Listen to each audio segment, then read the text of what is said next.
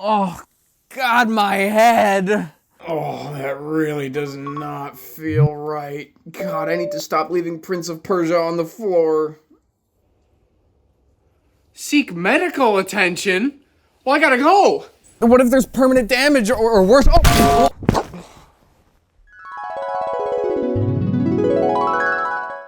Time to break the Lenovo seal. Wait, is this a map? I just shorted the crap out of it. This thing doesn't have genitals. 400 FPS? The fan went full speed like 7 times. Now nothing. Ah, there it is. YouTube, there's someone I'd like you to meet. Meet Lenovo. Alright, what have I got today? So this is what I believe to be a Google Meet conference computer of some kind. You can tell it's a computer because of this. But from what I understand about this thing, you're supposed to hook up a really big webcam to it, and then you talk to your mom. If your mom is your boss. See, this is kind of more of like a corporate type thing. You wouldn't find this thing in your home. The reason it's in my home is so that I can cause irreparable harm. So let's get started. So I don't know the first thing about taking this apart. There's this big ol' rubber thing on the bottom. I guess that's a good place to start. Maybe? There's not like a single screw hole on this thing. There's not even an obvious place to like start prying it. That being said, I do assume we're gonna have to pry something. Here's the hood iFixit kit. Oh, what the? It's sticking. Ladies and gentlemen, we have a magnet. Oh, we have lots of magnet. Yo! What the heck? Why would they? What? Are you telling me that Lenovo knows how magnets work? That's insane. Nobody knows how magnets work. Hold on. The ultimate test. Oh, look at that. They all just stopped moving. Wow. Is this whole thing a magnet? Wait, hold on. We can kind of find where the magnet is. Hold on. There's more where that came from. So based on my highly scientific model here, we have 10 magnets. That's impressive. But how many magnets do I have? 16, 17, 18, 19. 19. You did pretty good, Lenovo. But I have 19 magnets. Better luck next time. Anyway, we should probably put these away. So now that we know that crucial information, still gotta figure out how to open up this thing. Okay, what is this? GQE50L Google Meet Series 1 Room Kit. Yeah, I don't think we're gonna have an iFixit tutorial for this one. Okay then, we're on our own, guys. Just me and all 125,000 of you. Truly all alone. So there's like adhesive under there, but that's like gonna come off once, and then we'll never go back again. I know earlier I said that I'm down to cause irreparable harm, but like, I don't know. I don't need to. Unless I do, I don't know. Is there like a hidden screw? No. Wait, maybe? Sometimes you can feel like screw posts through stickers. Ah, what the hell? Why not? Nope. See, this is what I meant by irreparable harm. This is never gonna stick as well ever again. See, look at that. It's lifted for all eternity. Alright, well, off comes the rubber. Oh my god. No! No! Irreparable harm has been caused. I shouldn't be this upset about this, but I am. Whoa, that's interesting. Look at the pattern that they applied the adhesive with. What the heck kind of process is that? They got CNC machines with little tiny glue sticks on the end that just go.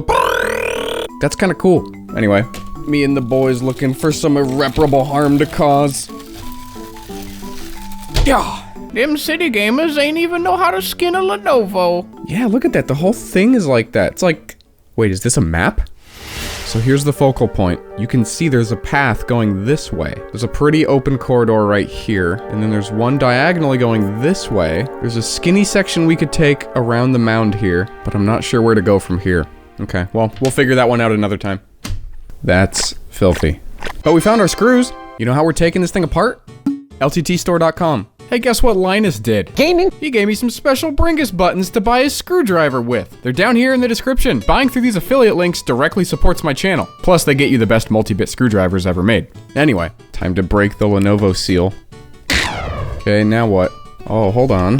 We do a bit of prying. We must go where no LTT screwdriver has gone before, in a hole smaller than 8 millimeters across. Time to see what's inside the Google Meet computer.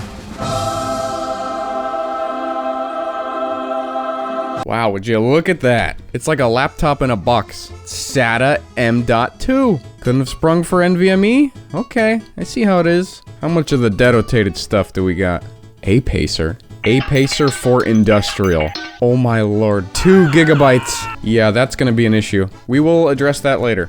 CPU, I imagine, is under here, which is our, what was it? 8th gen Intel i7. Okay. Oh my, look at this. It's the world's tiniest BIOS battery. Look at that thing. That's 12 millimeters across. Why are you so small? Here's you, also you, still you. The Ethernet controller she tells you not to worry about. Wi-Fi card. Can't you stick like a PCI Express adapter into these things? I don't know, I've seen Dawood do it a few times. That might be kind of fun. Anything under the fan? I don't know, let's find out. Oh hey, what's up little man? Hey, I'll catch you later. Well, now that we've seen what's inside, let's try turning it on. Which is gonna be easier said than done because of that. Yeah, that's our power plug. Kinda looks like a Ghastly or something. Yeah, I don't have that. But let's see, I think I have something close. I have like that as a plug. Yeah, that's not gonna work. That's not gonna work. Oh, this thing, hold on. So it can take 19 volts, which is like your standard laptop charger voltage, or 54 volts, which I believe is PoE. Conceivably, I could use this to power it. Probably?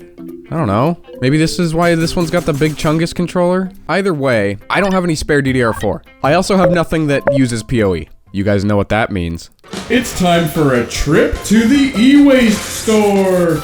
I found a PoE-enabled network switch, and we hooked it up to the port right here that has a little lightning bolt on it. But turns out that this is not PoE as you traditionally would think of PoE. This doesn't receive power, it gives it out, which is exactly the opposite of what we want. So the network switch with PoE did not power it. So this is my only attack vector. Considering the official AC adapter for this is $168 on eBay, I have decided we're gonna rough it. However, I did get a 16 gigabyte stick of RAM. Extremely dedicated. So we'll stick that in when the time comes, but for now, I just want to get this thing powered on. Oh, I almost forgot. I also got a Cactus brand SSD, 128 gigabytes, Human Slime Edition, commercial grade. That's how you know it's good stuff. As gaming as this is, it's not gonna help us right now, though. Right now, I gotta figure out how we can power it with this guy. Oh, what the heck? There's another SODIMM slot on the back. I could have bought 2 8s. I just bought a single 16. Well, that kind of sucks. All of this stuff was on the bottom, so you're not normally supposed to see this. I mean, well, to be fair, you're not normally supposed to get into this thing at all. But it's just kind of interesting that they have just an SD card slot there. And then what is this guy? It says Coral.ai, Google LLC. This is a custom board by Google. M.2 accelerator with dual edge TPU. What the heck? What is it though? Performs high-speed ML inferencing. Each coprocessor is capable of performing 4 trillion operations per second. Is that impressive? Oh shoot, 400 FPS? All right, yep, that's all I needed to read. This is literally the most gaming card I've ever seen. 400 FPS, are you serious? Oh my goodness. Oh man, I've got high hopes for this thing now. 400 FPS, here we come. Okay, so these 4 on the outside, those are all going to be ground. And then one of these is 54 volts, and then one of them is 19 volts. So now my job is to figure out which one's which without completely blowing this whole thing up. Okay, so when I touch these 2 guys together, he screams. And by doing that, we can figure out when 2 things are connected together. The outside of this RJ45 and the outside of this one. They're electrically connected. They're both grounded. You can tell because these little copper things right here are on the ground plane. So you can touch one there, touch one here. They're all ground. Housings on the outside of connectors are almost always on ground, including this one right here. Look at that. But we can use any points here on the ground plane to connect the minus terminal of our 19 volt connection. But finding where to stick the positive terminal is a little trickier. And now if I knew what I was doing, this is the part where I would tell you exactly how to do that. But this is Bringus Studios, ladies and gentlemen, and we have exhausted my knowledge. There's definitely 2 different voltages coming through here though, because these are 2 very separated areas. We only need to power the 19 volt pin to get this thing to turn on, I'm fairly certain. The 54 volt pin is only when you want to use the PoE features, which we don't. So the way I'm thinking about this is, if you apply the wrong voltage to a circuit, bad things can happen. But usually it's only bad when you put too much voltage through a circuit. So my thinking here is that we can put 19 volts through either one of these, and if it lands on the 19 volt side, sick. And if it lands on the 54 volt side, not sick, because it won't turn on, but it shouldn't cause damage because putting 19 volts where 54 volts is expected is not that bad. So it shouldn't do any damage, right? Don't learn anything from this section, by the way. I have no idea what I'm doing. So let's do it. Gonna stick the power supply clamp right onto that guy right there. Okay. And we'll put ground right here. All right, power supply on. All right, if this fan spins, we're in business. Power button was here, so this should be it. Let's see. Nope. Okay, power supply off. We'll try a pin on the other side. Power supply on. Oh, it doesn't like that. The power supply dropped to 0 volts. Usually that means I'm shorted to something. You know what I really should have checked? To see if any of the pins in here are ground. Yeah, they totally are. I just shorted the crap out of it. That should be okay. That one particular pin was ground. Very cool. All right, well, let's try this one. Wait, nope. Let's try this one. Power supply on. Oh, did you see that? It spun. I saw it. Oh, there it goes again. So the fan just spins and then stops. I think it's trying to start? Okay, well, either way, we know which pin is the right pin now. This one right here. So now all we gotta do is find out which pad that is. Okay, it's that one. Ground connection here now, and a 19 volt connection here now. Now that we've done that, I can screw the wire. Bruh. There we go. As I was saying, the wires can be put into these terminal blocks. Now we can plug a real proper 19 volt AC adapter into this thing. Connectorino, pluggerino. Not working, Eno. What the heck, dude? New plan. When you don't like your solder points, you make your own. And how about now? Nothing? Come on, man. Okay, I've made a pretty epic discovery. This dark green plane, yeah, that's not connected to this pin. I didn't look close enough, and it's hard to even see on camera here, but that pin is not part of that plane. So that's why it wasn't turning on. I've soldered to the pin, as God intended. Let's try again. Hey, there we go. How about we plug HDMI in? Would you look at that? Oh, it's hauling ass now. Oh God, it's going, it's going. The fan went full speed like 7 times. Now nothing? Cool. How do you even troubleshoot this, dude? What if I take out the RAM and put it back in? Yeah. Oh, no way, it's working. The fan's not on. Do you want to activate Chrome Vox, the built-in screen? No. Your Google Meet hardware is ready to set up. So this thing really does just run without the fan then. And I think the loud fan was the indicator that the RAM was not seated correctly. Okay, we'll get a handy dandy Ethernet cable plugged in here. Downloading the latest update. Very cool. This reminds me a lot of Chrome OS, I have to say. Oh, this literally is just Chrome OS. I am a little concerned that the fan is no longer spinning. Maybe it'll kick on later. Google Meet hardware is ready to set up again. Enterprise enrollment? That's not good. Uh-oh. Can I be my own enterprise? Oh, I can be. Enrollment error. Your organization limits device enrollment to authorized users only. Okay. Oh wait, hold up. Look at this in the corner. Use as a personal device. Well, that didn't change anything. What the heck? I clicked use as a personal device. Alright, I don't know how far we're gonna get with this. I am glad that this thing at least turns on now. I got a little bit of cleaning up to do. So essentially this thing is just a Chromebook. With Chromebooks and Chromeboxes and whatever, there's like a recovery console that you can sort of get into. I'm gonna try and do that. Usually they've got some kind of button or pin you gotta push. I think this is the one right here, this button. So I'm gonna hold this and turn it on. There we go. Okay, we're at the recovery screen. So now Control D, there we go. To turn OS verification off, press the recovery button. Okay, this one. OS verification is off. Okay, cool. So that is step 1 to getting another OS on this thing. Your system is transitioning to developer mode. Modifications you make to the system are not supported by Google, may cause hardware issues, and may void warranty. Just the way I like it.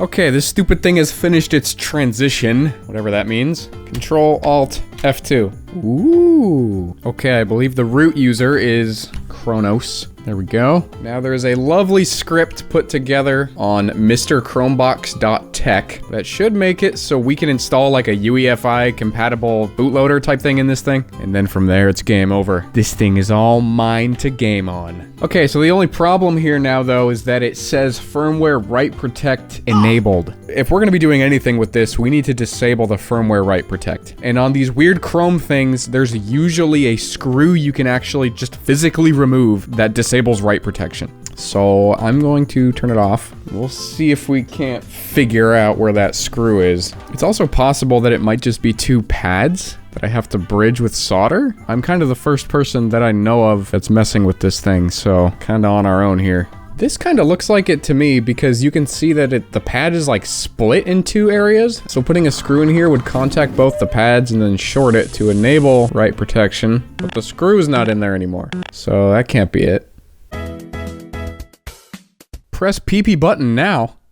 This thing doesn't have genitals. Every time press PP button now comes up, I have to hit the power button for some reason. It just says another press will be required. And then suddenly it's gonna pop up to tell me to press it. I gotta be ready. I don't know why I have to do this, but if it works, it works. I am at the point in this guide where I need to connect something called a SUSE Q cable. What's that? It's this bizarre debugging cable, and you can't buy it anymore. Unless we get that cable, there's no way I'm installing a full firmware. But we can do this RW Legacy one. RW Legacy firmware cannot be used to run Windows. Period. Well, I'm no stranger to Linux. Whoa! Oh, I didn't like that. Image size doesn't match the expected size. Okay. And everything else is write protected. Here's the new plan. We're just gonna get into the default Chrome OS that's already on this thing, and then see what we can do from there. Enable debugging features. Sure, why not? Can't hurt. Ooh, enable booting from USB drives. This might be exactly what we're looking for. Okay. Root password. Gaming. Confirm. Gaming. So now do I just burn a Linux flash drive and we're good? For good luck, we're going to be using the golden flash drive again. Godspeed, little buddy. Alright, Control U. Oh my goodness, I'm sorry. Look at that. Could not boot from USB. Thank you, Quora. Reboot, but this time with Linux installed to a finger, and the Chromebook is fingered by it. Okay. So I can't get into this thing's Chrome OS because of the enterprise enrollment garbage. Can't boot from a flash drive. Nope. Because God knows why. Guy on Reddit says to press Control-Alt-H. Oh! Are you sure you want to set up this device to run Hangouts Meet? No. Is that the wrong answer? Yes. Neither of them do anything. I have once again run some more commands from Reddit, disabling something called OEM device requisition. So now we're gonna reboot. Hope for the best. So what if we just did one of these, huh? I'm going to... See you later. Oh, shoot. I broke the crap out of this. It's fine. It's fine. Alright, see you later, buckaroo. Many thanks. How about now? Write protect is still enabled. Does this thing even go back in? Not really. Hello again. Okay. Irreparable harm once again. At this point, I was getting pretty pissed off, because this thing just didn't want to be gamed on, and I didn't bother to keep the camera rolling since this video is already going to be long enough. I'd gone back to the original guide that I was following, you know, the one that needed the SUSE Q cable, which you can't buy anymore, and I thought to myself, what the heck is so special about this cable anyway? And turns out I'm not the first person to think that, since other people who are in the same boat as me said fuck it, and they just made one themselves. Apparently, Google put out an official specification for the SUSE Q cable, making it technically possible to just create your own. All you need to do is solder 2 resistors to certain pins on a Type-C jack, and then solder a USB-A cable into it. And since I'm no shank mods, I just bought a breakout board for a Type-C jack and soldered the resistors and the USB cable directly to that instead of the Type-C jack. As long as the spec that Google put out for this thing is correct, then it should let me directly interface with the security chip on the motherboard, and then curb stomp the write protection to the Shadow Realm. So from what I understand about using this cable, I'm supposed to plug this end into the only Type-C port that's on here, and then the regular USB end into one of the regular USB ports, which is extremely cursed, and everything I know about electronics conventionally would tell me that this is not a good idea. But the documentation for this cable is from Google, so it should be fine. Okay, so this command should open up the CR50 security chip for disabling write protection. Nope. Very cool. Oh wait, I think I already did this. Yeah, this was the thing that told me to press the PP button. Okay, it says that if it doesn't show up, sometimes you gotta flip it. Well, the guide says not to plug it in until this part, so I'm gonna unplug it and reboot it. I remember when I thought that just unplugging the cable and rebooting was gonna do anything. I was so innocent back then. No, it turned out that for, oh, I don't know, the next 4 or 5 hours maybe, my cable wouldn't be doing anything remotely like what it was supposed to be doing. Eventually I took off my insanity tinted glasses and realized that I probably just built the cable wrong. And this was partially true. I'd flipped the green and white wires that ran to the USB-A cable, but at the time I didn't know that. I was too busy trying literally everything I could think of, including resoldering the entire board, trying different value resistors, bridging all the 5-volt lines, bridging all the ground points. Hell, I even deconstructed the entire thing onto a breadboard, but it still wouldn't work. It doesn't even show up as connected to the computer at all. You know what would really help to troubleshoot this? Having something that is known good and working to test my cable on. What I need is, for the first time in my life, a Chromebook. So it was off to the e-waste store again for trip number 2. I found this piece of crap HP Chromebook with a screen that's just barely still clinging to life. I plugged my abomination of a USB cable in, and for the first time in this entire project, the computer started communicating with the security chip. That means that my cable actually works. So what's the deal then? Why doesn't it work on the Lenovo Meet computer? How do I sanity check something that I don't know anything about? In my desperation, I turned to the people that do know a thing or two about stuff like this. The citizens of the Book Discord server. Please get a better name. These folks know a thing or two about Chrome OS based devices, and with their help, we figured out nothing. Even to this day, while I'm editing this, nobody knows why it works on this random Chromebook, but not on the Lenovo Meet computer. But you know what user Ellie knew about? Something she refers to as a gamer move, which is also known as shorting SPI pin 3 to 8. Huh? But what the heck does that mean? What's an SPI chip? So the SPI chip is what's write protected that we've been trying to unwrite protect this entire time. It's the thing that's being written to when we write our UEFI firmware, which is what lets us boot Windows and Linux. As it turns out, if you solder a wire between pins 3 and 8 on the SPI chip, it will disable write protection. Exactly what we need here. Left with no other options, I soldered a jumper wire, risking even more irreparable harm to the motherboard. I guess this is also a good time to mention that I figured out what that power port is, and I bought the matching jack from DigiKey and then soldered it to a female barrel jack, so I don't have to rely on this anymore. We're just gonna pretend that all of that never happened. There you go, good as new. Now the only thing left to do is see if shorting the SPI chip would finally disable write protection on it. Oh, buddy. And I think you can guess that it did. God bless you, Ellie. God bless you. With the core boot UEFI firmware now installed on our freshly writable SPI chip, I popped in the 16GB stick of DDR4 that I bought earlier, a 1TB NVMe SSD to replace the old SATA one, and then I got to work doing what I do best. Now that everything is finally good to go on this thing, I think it's SteamOS time. And the flavor of SteamOS we're gonna be using today is this one called Bazite. Actually, hold on. Bazite. Bazite. Bazite. Bazite. Oh my god. That dude puts Microsoft Sam to shame for creepiest text-to-speech. Bazite. This is just another operating system, apparently powered by Fedora, that puts the Deck UI from the Steam Deck as kind of the primary GUI, which is exactly what we want. Alright, so we knew this thing was an 8th gen i7, but now we can see that it's an i7-8550U at a whole 1.8 gigahertz. Very fast. It sees our 16 gig stick of wham, so that's good. Whoa. Oh my. Oh, look at that. So they've got pre-made images on here for the Steam Deck, the ROG Ally. I'm not sure what this Asus one is. This is probably NVIDIA GPU support. Framework, that's cool. They got one for the Surface? Wow, there's a lot of these. Well, I'm just gonna go with the regular one, I guess. Oh, welcome to Fedora 38. So they just cannibalized the regular installer, I guess. Oh my. Kickstart insufficient. What does that mean? Okay. All right. Oh, okay. I clicked on this and then hit done, and now it's fine. Maybe it just wants me to verify all this stuff. No user will be created. How does that work? I'm gonna enable that. Okay, let's do it. Ah, there it is. Wait, this thing doesn't come with Steam? What? What the heck? Oh, welcome to Bazite. Setting up Bazite Arch. Sets up a custom Arch Linux OCI. What the heck? Okay, clearly I don't understand what's happening. So you take the wheel, Bazite. Let's give it the old sign in. How about that? And there's Steam.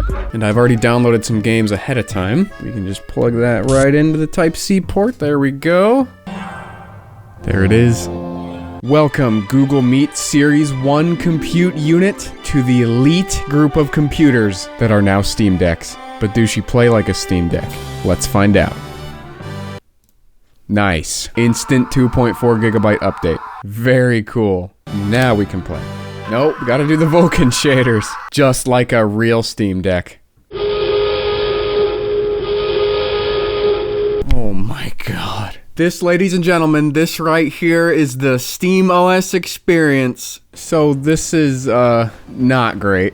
Recommended setting for your system configuration, and it gave us high. For the sake of getting double-digit FPS, we're going to 720p. Oh, okay, so that's how it's gonna be, huh? Oh, this looks bad. Please, for the love of God, get this man some more pixels. Let's get an FPS counter. That's what a game that's running really good looks like. Okay, okay, almost 30 FPS. This is better than the PlayStation 4. Can we get 60 FPS? Alright, I'm gonna make a deal with the devil. We're going to 350p. Oh my goodness. No way, dude, no way. Oh my goodness, why is this a supported resolution? I can hardly even distinguish the numbers on the FPS counter. Wow, this is like PlayStation 1 edition. Counter-Strike 2 for the PlayStation 1. You know what's even more incredible is we're still not really getting 60 FPS. Well, sometimes, I guess. It gets there eventually. I would now like to try kicking all the bots. Wow, that is very readable. I've learned from you guys, from the PS4 video, where I played Counter-Strike on the PS4, that kicking the bots ups the frame rate like crazy. And while I still can't really read that number all that great, I can tell that it's above 60 more often than not. So yeah, it actually helped quite a bit. Look at that, 80 almost? Are we banging off 80 right now? Does getting over 60 FPS really matter if there's nobody to play against? That being said, let's try an online game. We couldn't go online with the PS4 because the game was running too slow and there was no way that was going to happen. However, this is technically running fine. Okay, so I'm not playing right now. This is just me spectating. But 30-ish, 40 FPS, not too bad. The side of the screen is very colorful. All right, match point. It's my time to shine. Oh no. Oh boy, here we go. Let's do this, team. I can't see anything, but it's all good. I got this. Let's go. I got this. Let's go. Oh, they didn't even know it hit him. Well, that's what happens when my 350p ass joins the game. How about something new? Team Fortress 2. You know, believe it or not, this is not the worst way I've ever played TF2. Look at that. I can even downright get kills. And get killed. You know what? 40 FPS, that is downright respectable. Not even bad. Unfortunately, though, this level of performance does not allow for circles. Oh, he stole it from me. Alright, let's try some more games on this beast of a computer. Everything else that I wanted to try completely just doesn't run. So, let's continue in Windows. This is not great. Potato. Yeah, that's accurate. This flickering is really good. I bet we're gonna have a great time. There is genuinely half a second between moving the mouse and something happening. Woo! 13 FPS, baby. Black Mesa has to just be like the heaviest source game. It has not run well even once. Although considering what I usually run this on, I guess that's not too surprising. Alright, well that's mediocre at best. I like how GTA 5 tries to make you feel better about your terrible computer by not giving you a low option for graphics. You just get normal. It's okay, it's normal to be low performance, I swear. Remember, it's not about the size of your graphics card. It's about how you use it. And oh boy, am I using it. Yeah, this is rough. Let's try the tried and true method of turning it down to as low as physically possible. 800 by 600. Hey, look at that. That's pretty good. Hold on, I think we can make it even better. Turn off VSync. Look at that. Okay, didn't really help much. 30 FPS. This is downright playable. If I was like 13 again and this is all that I had, I would still play the absolute shit out of this. If the options are A, don't play game, or B, play game, brother, the quality does not matter. I'm playing the game. For the more discerning of you out there, let's try 720p. Oh, you know what? 720p's not bad. You get a little bit of a visual bump. Honestly though, I kind of still prefer the 800 by 600. Absolutely sick.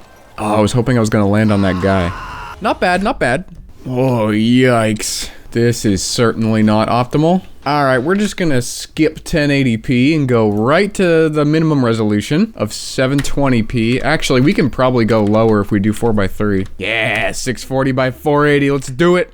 Oh yeah, 60 FPS. Dude, this isn't even bad. Okay, I know me saying that the games before were downright playable was kind of a meme, but like, look at this one. Dude, 480p never looked so good. This is ridiculous. I'm impressed. I mean, I shouldn't be because it's 480p. Damn, not bad. Far Cry 5, everything low, including you. Oh, yikes. Oh, this is not having it. Is this actually all low? That doesn't feel like all low. No, motion blur's still on. Okay, how about now? Okay, that didn't help at all. Wow, that's atrocious. I expected a little better than 8 FPS. Oh my goodness, dude. All right, well, down goes the resolution. Dang, 720p is actually the lowest that this game supports. All right, 720p. Wow, that's bad. That is really bad. I didn't think this game was so heavy. And I mean, I didn't think it was a light game by any means, but damn, dude. Is there anything else we can do? Resolution scale, half. So now we're gonna be rendering at half of 720p. And it's still terrible. That barely helped at all. What the heck? Look at this, dude. This is the Lenovo Google Meet Series 1 Compute Unit Gaming Experience. Wow. You know, I thought we were promised 400 FPS. That Coral AI chip lied. 400 frames per second. Pff, okay, dude. More like 400 farts per second. Got him. Alright, I've seen enough. Should you game on the Lenovo Google Meet Series 1 Compute Unit? No! Do not! Not a chance. Absolutely not. No, no, no, no, no, no, no, no. This thing has taken me over a week to get figured out. Between tracking down this stupid power jack, building this stupid debug cable, buying an entire Chromebook just to sanity check myself, soldering to the BIOS chip, and spending hours troubleshooting on Discord. All for what? Performance that an Xbox 360 would laugh at? Nah, dude. Don't buy this. Well, okay, don't buy it if you want to do any gaming, because otherwise the CPU in here is actually not too bad. And look at this, you get all these Ethernet ports. I don't think you can do anything with the HDMI in, unfortunately, but you got 2 HDMI outs. You got Wi-Fi, 2 RAM slots, and a full-size NVMe. It actually ran really quiet the whole time, too. So, I mean, I guess for gaming, this thing is bad, in the same way that this hammer is a bad screwdriver. All in all, I do like this thing. I just never want to mess with it again. If you're insane and you do want to mess with this thing, there will be a link in the description to where you can get a hold of this power jack. And I'm also going to leave a link to the Discord community of Troubleshooting. There were a ton of people giving me help in there. I super appreciate it. Shout out to Mr. Chromebox himself. He's the one that makes almost all of this work in the first place. Also, Weird Tree Thing. Those two have done a whole lot of troubleshooting to help get this whole thing working, and it would not have happened without them. And until the next video, I'll leave you with the farewell song of my people. Thanks for watching. If you like what I do and want to see me do more, I'm over on Patreon. Description's where you look toward. Pop on over in here. Don't worry, let me get the door. Sorry, no OnlyFans. Sadly, I'm not a Person who does that.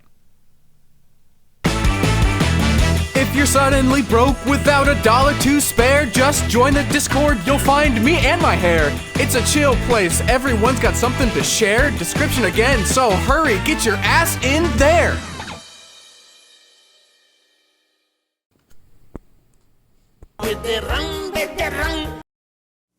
Didn't think you'd be seeing this guy again, did ya? Yeah, here we are. You, me, and the Google Meet. If you're looking at this thing and thinking, who the heck is Google Meet? You didn't watch the video where we gamed on this bad boy. And spoiler alert, it wasn't the best. Oh, this looks bad. Please, for the love of God, get this man some more pixels. That's what a game that's running really good looks like. But it has potential. In the time between that video and now, I've done some thinking. If this thing only had a half-decent GPU, it would be half-decent. And I'm not gonna keep you guys in suspense today. We're putting a GPU in this thing. Graphics cards. But how? And I don't know about you, but in the first video, I didn't spot a PCI Express slot anywhere. But if there's anything that I've learned from this guy, Properly terrible gaming.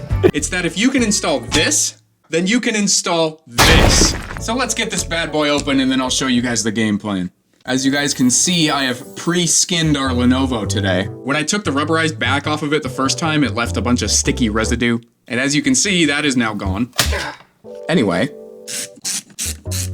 And just simply plugging our graphics card into the SSD slot is not exactly all that I want to do with this thing. I want to go a little bit further than that. The goal today is to minimize the jank. We're going bougie this time. This cable right here is Oculink. It's basically just PCI Express as a cable. The goal today is to take this female end of the Oculink cable and then mount it somewhere to the outside of the chassis of this thing. Where exactly, I'm not 100% sure yet. And by having this accessible from the outside of the computer, you can easily plug and unplug a graphics card from this thing without having to have it all open like this.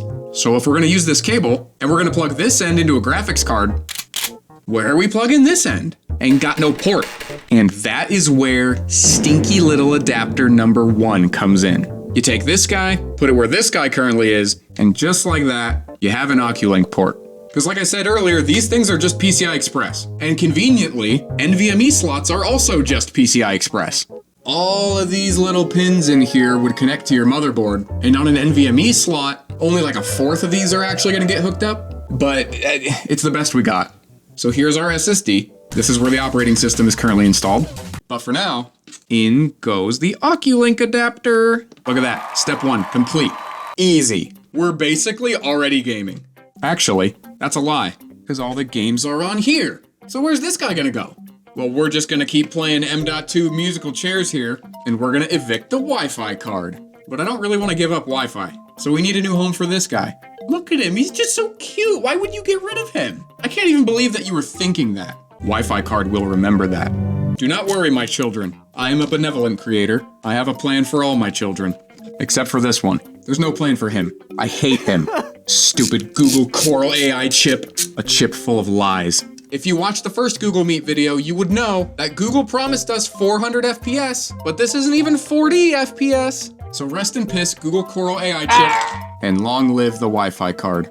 Also, while we're here, I also discovered that there was a second DIMM slot in the other video, and I didn't know that ahead of time, and I just bought a single stick of RAM.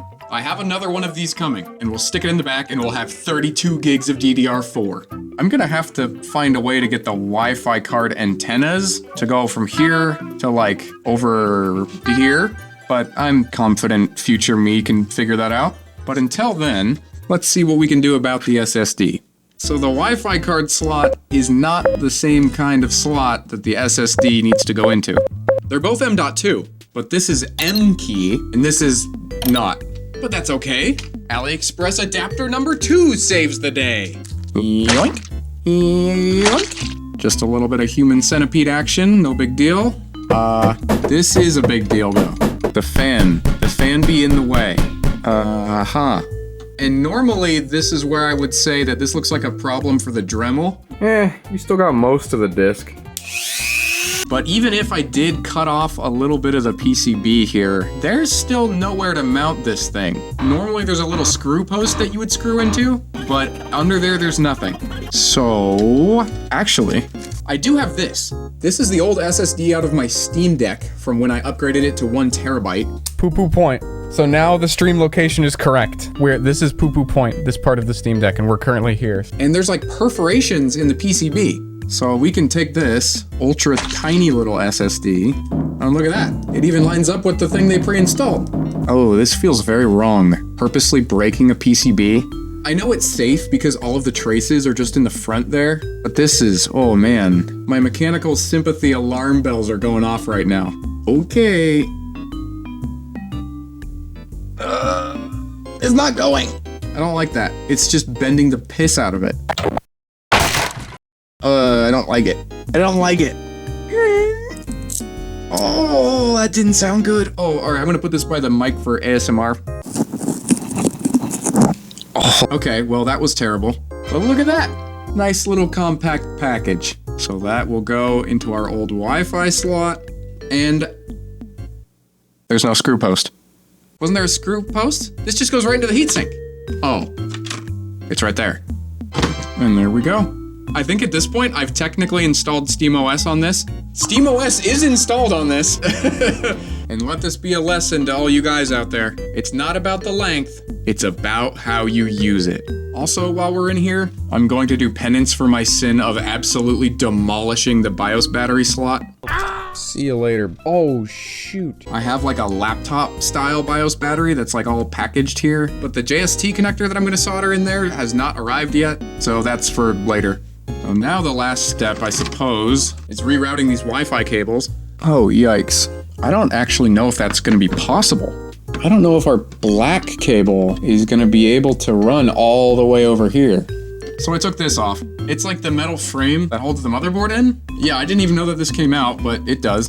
And whether or not we can get this cable to reach, I don't know. But it needs to go through there. That was a lot of work for a feature I'm probably never gonna use. Now that we've got all the various cards moved around, let's do a sanity check and make sure this thing still boots. Yup, we're good to game. I was gonna be pretty bummed if I totally killed this thing already. It was not out of the realm of possibility. So logically, the next step is to hook our GPU up and see what happens. And the way we're gonna do that is with yet another AliExpress adapter. This one takes your normal graphics card slot and turns it into Oculink. We do need a power supply to go with it, but that's not a big deal. Bada bing, bada boom.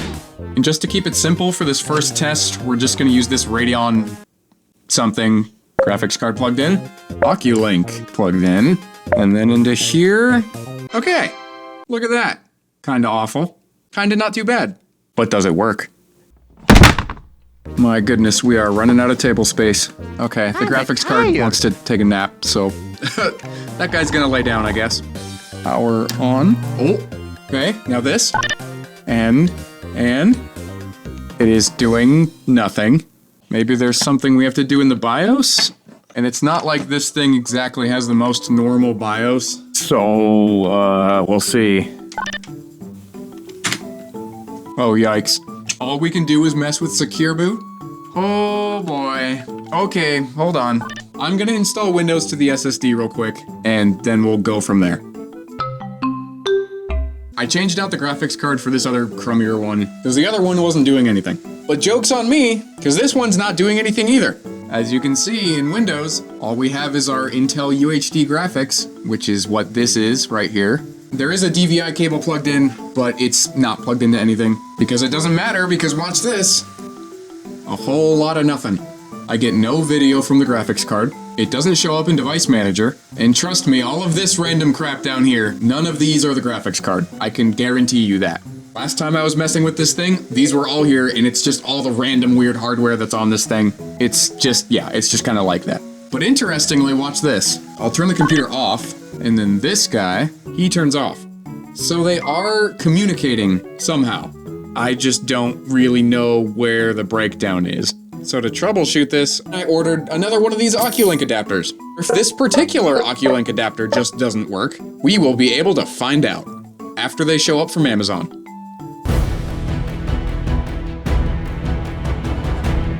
Alright, what the heck? This thing is working now, plugged into a real actual computer. See, look at that, there it is. And as you can see here, we are posted. Look at that, Advanced Micro Devices Inc. AMD. So it's certainly seeing it. Why?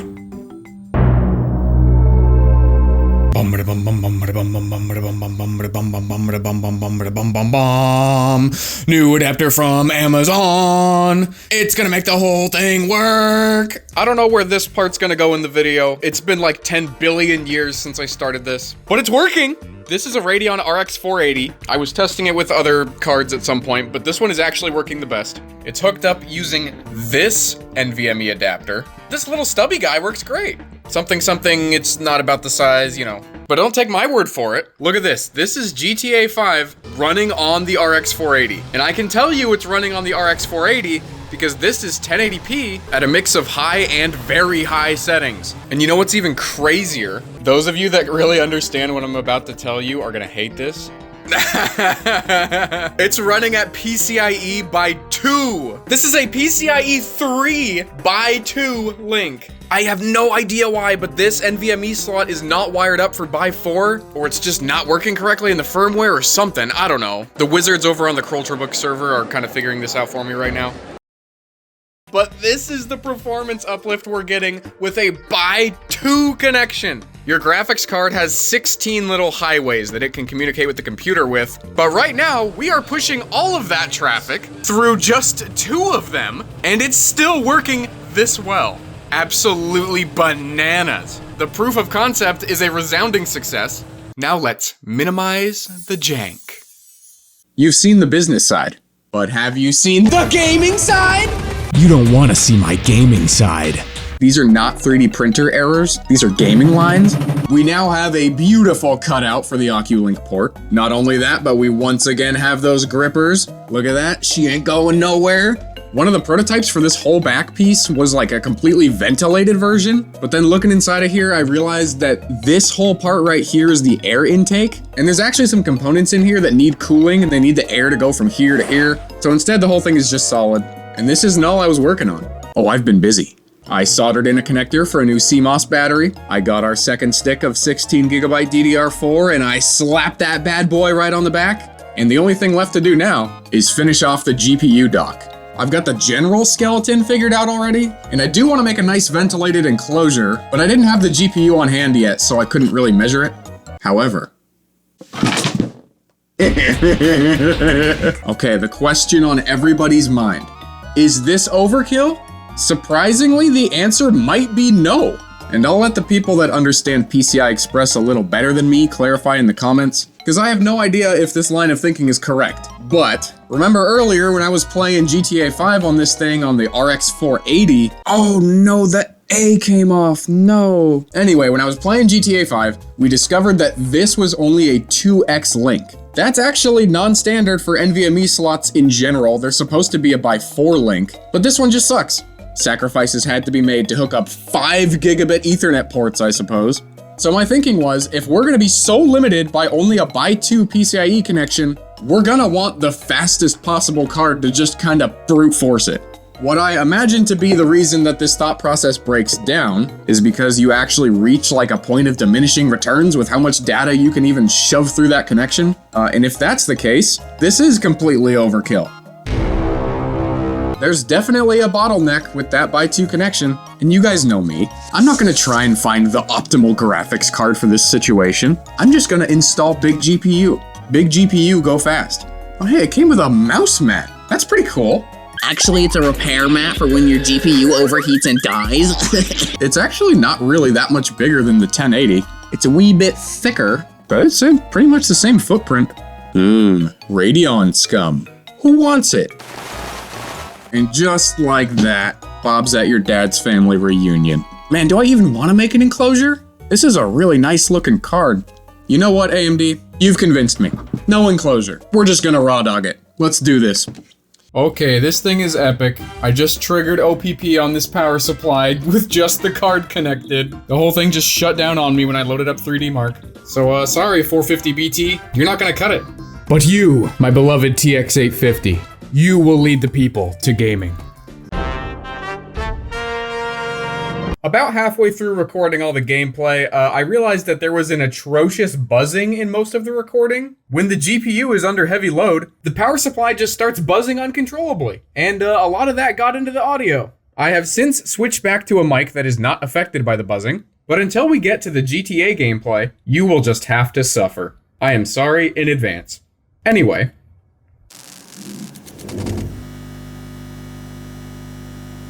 Oh, and it rebooted. Very cool. Buttery smooth. It won't let me change off 1080p. Well, that's fine. For once in my life, I don't need to. That's right, ladies and gentlemen, we're going all the way up. No super resolution, it's all raster here. No, No! Why? Why crash? No! My match was ready! This is not good. This is not good at all. Oh. That would do it. I think my very cool bottom that I made for myself is not adequate for airflow. The gaming side. More like the roasting side. Good thing I still have the prototype ventilated cover. There we go. Alright, let's try this one more time. Oh, wow. It instantly reset when I started Prime 95. Oh, yikes. Maybe I'm drawing too much power from the AC adapter. I don't know, this is wild. Alright, 180 watt power adapter. It's foolproof. Our problems are all solved. The video is saved. I believe. Come on. Prime 95, go. Oh, we're hitting it. The temperature seems to be under control. This poor thing has been through so much. I don't know how we were browning out a 90 watt AC adapter on this CPU. It's only drawing 20 watts. Is everything else on this board really that power hungry? I don't know. All I know is that gaming is back on the menu, boys. Oh yeah, we're in game, and oh boy are we gaming. I'm actually so happy that it just turned out to be a power issue. This was gonna be so much harder to diagnose if it was unstable because of something I did. But just like our GPU here, shoving more power at the problem completely solved it. That is how we do it around here, ladies and gentlemen. Absolute win. So here's Counter-Strike when we were just using the integrated graphics, and here's how it's running now. I'd say it's a little better, but folks, we got more games to try out. Team Fortress 2? Oh, thank you. Thank you for upscaling this obscure resolution to another more obscure resolution.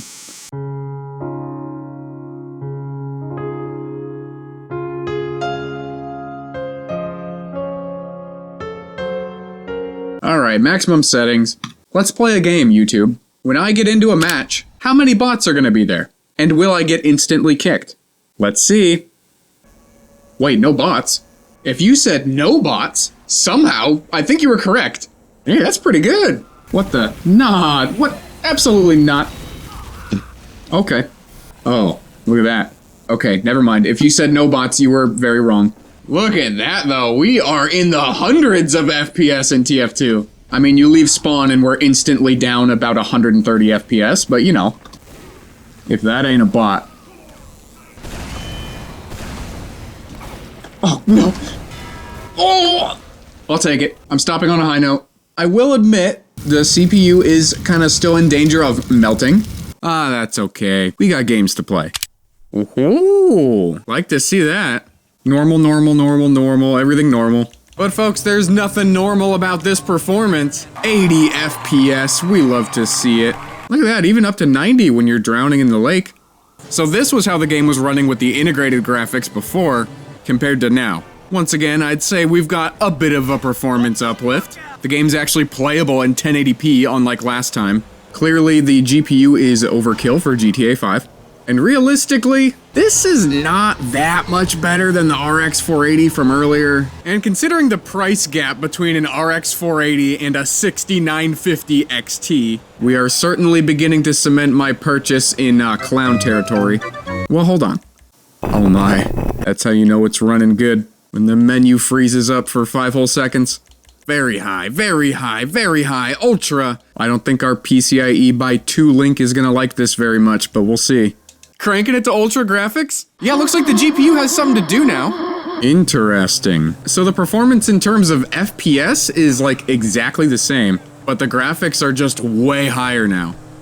Somebody who knows what they're talking about, leave a comment as to why that's the case. The short answer is because I'm using an awful PCIe by 2 connection, but the long answer is probably more interesting. And unfortunately, I don't really know what it is.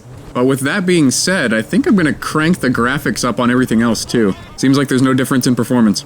Doom 2016, everything ultra.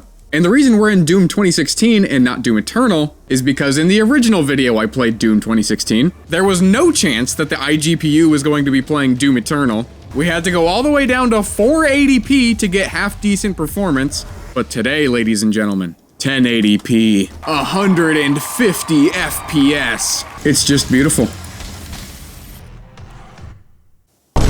Oh my god, briefly 500 FPS in the menu. Out of every game so far, this definitely feels the most, like, stable? Because in some of the other games, for just a second, it would go down to, like, 1 FPS and then right back up. But Doom's pretty consistent. I got a feeling I'm not gonna feel that way about our next game, though. Far Cry 5. Let me remind you how Far Cry 5 ran on the iGPU. Ran is a very, very strong word for this. It was just 100% unplayable. And this time, it is quite playable. I actually can't even be mad. This is pretty good. Especially because this game kinda just runs bad in general. Oh wait, nope, there it comes, there it comes. There's the bad. Now I wanna try something. What actually happens if we increase the resolution scale? I'm pretty sure that means that we're rendering in 4K now. Oh, that's not better at all. Nothing's happening and we're at 40 FPS. Well, actually, I don't know. I'd say it's about the same. Okay, new test. 1x resolution scale, but I'm gonna set the game resolution to 720p. That should make AMD RSR kick in. Yup, look at that. Okay, so the GPU is upscaling from 720p to 1080p, and it's gonna do it in a way that makes it look decent, in theory. I don't know, I think that's how it works. Back in my day, we just went into the game, pressed the resolution that you wanted, and you press OK, and that's what the resolution you were gonna be playing at was. Kids these days with their newfangled AI upscaling and frame generation is just a bunch of hoopla to me. Oh, that looks kinda trippy. Seems like it made, I don't know, a little difference. Not really much of anything. 100? Oh, well that's because I'm leaving the battlefield. Ah, there we go. You look at the action and it takes a dump. Okay, maybe a little better. I don't know. I'd probably just leave it off. But in conclusion, is this better than the iGPU? Absolutely! Did we achieve Chromebox feng shui today by minimizing the jank? We did not! This has been nothing but jank the entire time. I went through 2 different Oculink adapters. The CPU fan was off doing fuck all, just letting the CPU get to like 100 degrees Celsius. My cool cover isn't good enough. The NVMe slot was missing 2 lanes. Unfortunately, while Chrome OS blood courses through the Google Meet's veins, I don't think it can ever not be jank. Is it now better than it was? Yes, I think so. Does that mean it's good? No, I still hate it. And this is probably the last video with it. I don't think I can take it anymore. And today there are some shout-outs in order. The people of Book have been absolute legends once again. Specifically Weird Tree Thing, Cool Star, Ellie, clocking in at her 2nd shout-out now, and Jamie. We love those guys over on Book. And you know what else we love? Bringus Sticker Pack 1! You get a Bringus logo, a Batarang, and a Moog OS badge, an unlicensed Nintendo product sticker, an Xbox Jewel, an absolutely gigantic This Computer Sucks sticker, and it wouldn't be a Bringus sticker pack without one random Among Us imposter. There are seriously not a lot of these things left, and once they're gone, they're gone. That listing is on my Etsy store, which is in the description, and now I leave you in the care of my patrons. I'll see you in the next one. I think it's safe to say that this guy deserves one of these. Beautiful, there we go. Oh, and look at what Weird Tree Thing did for me. Wait for it. Haha! Yes! It ain't no Trimble Yuma, but I think we can work with this. This is the Ayaneo 2S. I've never used the Ayaneo 2 or the Ayaneo 1 or any Ayaneo device at all. But Ayaneo was so impressed by my Trimble Yuma review that they sent me one of these. What's in this one? We've got an AMD Ryzen 7 7840U, 32 gig, holy crap, 32 gigs of RAM and a 2 terabyte storage. That's insane. Actually, is that right? Hold on, I've actually got a cheat sheet this time. We've got a Radeon 780M, which is a very weird name to me. I read 780M and I immediately just think a mobile version of the Kepler 780 from NVIDIA. So that's odd naming. RDNA 3, pretty sick, pretty sick. Holy crap, the graphics is 2.7 gigahertz. That's fast as fuck, boy. Some fancy vortex shenanigans going on inside. Very nice, very nice. No more heat accumulation, always cool. Yo, they've got a Wii in the background? Wait, that doesn't look like a real Wii. Looks like a paper mache Wii. That is weird. Actually, this is kind of funny. This whole entire panel right here is just like, yeah, it emulates the Wii. That is so funny. I would say they're not even trying to hide it, but they are slightly, oh. They are slightly trying to hide it. All right, well, this thing looks super premium. I'm really excited to check this out. Dude, look at the ridiculous amount of suction in this box. It's going. It's going. Okay, I don't want it to drop. Oh, what are you doing in here? Get out of here. Oh, we get an accordion. Whoa, what is that? LC and RC? What does LC do? What? There's 3 sets of shoulder buttons. Oh, it's got fingerprint technology. Another accordion. Oh, this is, now this is an accordion. Okay, I believe IaSpace is some launcher of some kind that probably helps integrate all the wacky stuff that this has, you know, like control mapping and all that. What is this? Instruction for tilting the patch. What? No tilting from the front of handheld front glass screen is not recommended to tilt. What is tilting? What are we tilting? That's in Chinese. Tear off the anti-scratch tape. Put the anti-scratch on patch location. Use picks to take out the right patch. Patch. What is the patch? I guess we'll find out. I'm so confused so far. But there she is. Please peel off this step mask before use. Oh yeah, that smells like technology. I don't want to take it off. It's a free screen protector. Can I just take off this part? Oh, now it's all kind of fucked up. Ah, whatever, we'll just take it off. Rest in peace, free screen protector. Wow, this is fancy. There's like chrome in there. Oh, it's a thickum. Okay, so I can already tell you guys that this thing is going to be a fingerprint magnet. The whole front is glass, which is like cool, but I don't like stuff that I have to touch all the time being like that. That's kind of annoying. Is this the patch they were talking about? No, the patch was on the side. There's 2 of them. I believe this is the patch. There's another one on this side. I think you gotta take those out to disassemble the unit, and I don't wanna do that, so we're gonna leave it. Okay, what else we got? An entirely unnecessary sheet of plastic. A very Apple-esque Type-C cable. I don't think this is actually blue, it's just a covering. Yeah. Yoink. Very cool. Holy crap. We got a big ol' honkin' AC adapter. What the heck? This thing comes with 2 Type-Cs and 2 Type-As? That's ridiculous. But why? I mean, that's cool as hell, but like, I mean, you know, why am I even questioning it? That's sick, I'll take it. It's 100 watts. Pretty cool of them to give you such a fat charger. Very cool, very cool. All right, what's the last thing? We get a box of goodies. Oh, this is like international charger adapters. And we got some, I'm old and I don't know what these are called now, but back in my day, these would be OTG adapters. And then something SSD. Something SSD. Back in my day. Something SSD. Back in my day. Charger adapters. Something SSD. Back in my day. Very cool, very cool. Something SSD. Back in my day. Very cool, very cool. Something SSD. What else we got? Back in my day. Very cool, very cool. Ridiculous. Something what else we got? Back in my day. Very cool, very cool. Ridiculous. Something what else we got? Back in my day. Very cool, very cool. Ridiculous. What else we got? Is that the patch? It looks like the patch. After you replace the SSD by yourself or disassemble the handheld itself, the patch that comes with the handheld will be damaged. You can use this new one. Okay, so I'm guessing that to replace the SSD, or to take it apart, I guess, you have to take this piece off, and this piece is so thin that taking it off just kind of breaks it. So they give you a new one. I would have preferred that they just made it, you know, like 2 screws or something and then the piece lifts out. But I know that they're trying to go with like a screwless design here, so is what it is. Probably should have gone a little more function over form with that one, but you know, this thing is 2 terabytes, so I don't expect to even have to replace the SSD ever. And speaking of taking it apart, that's not something I'm gonna be doing because I will utterly destroy this thing if I do that. And if I did that, I wouldn't be able to show you guys how it works. So without further ado, let's do that.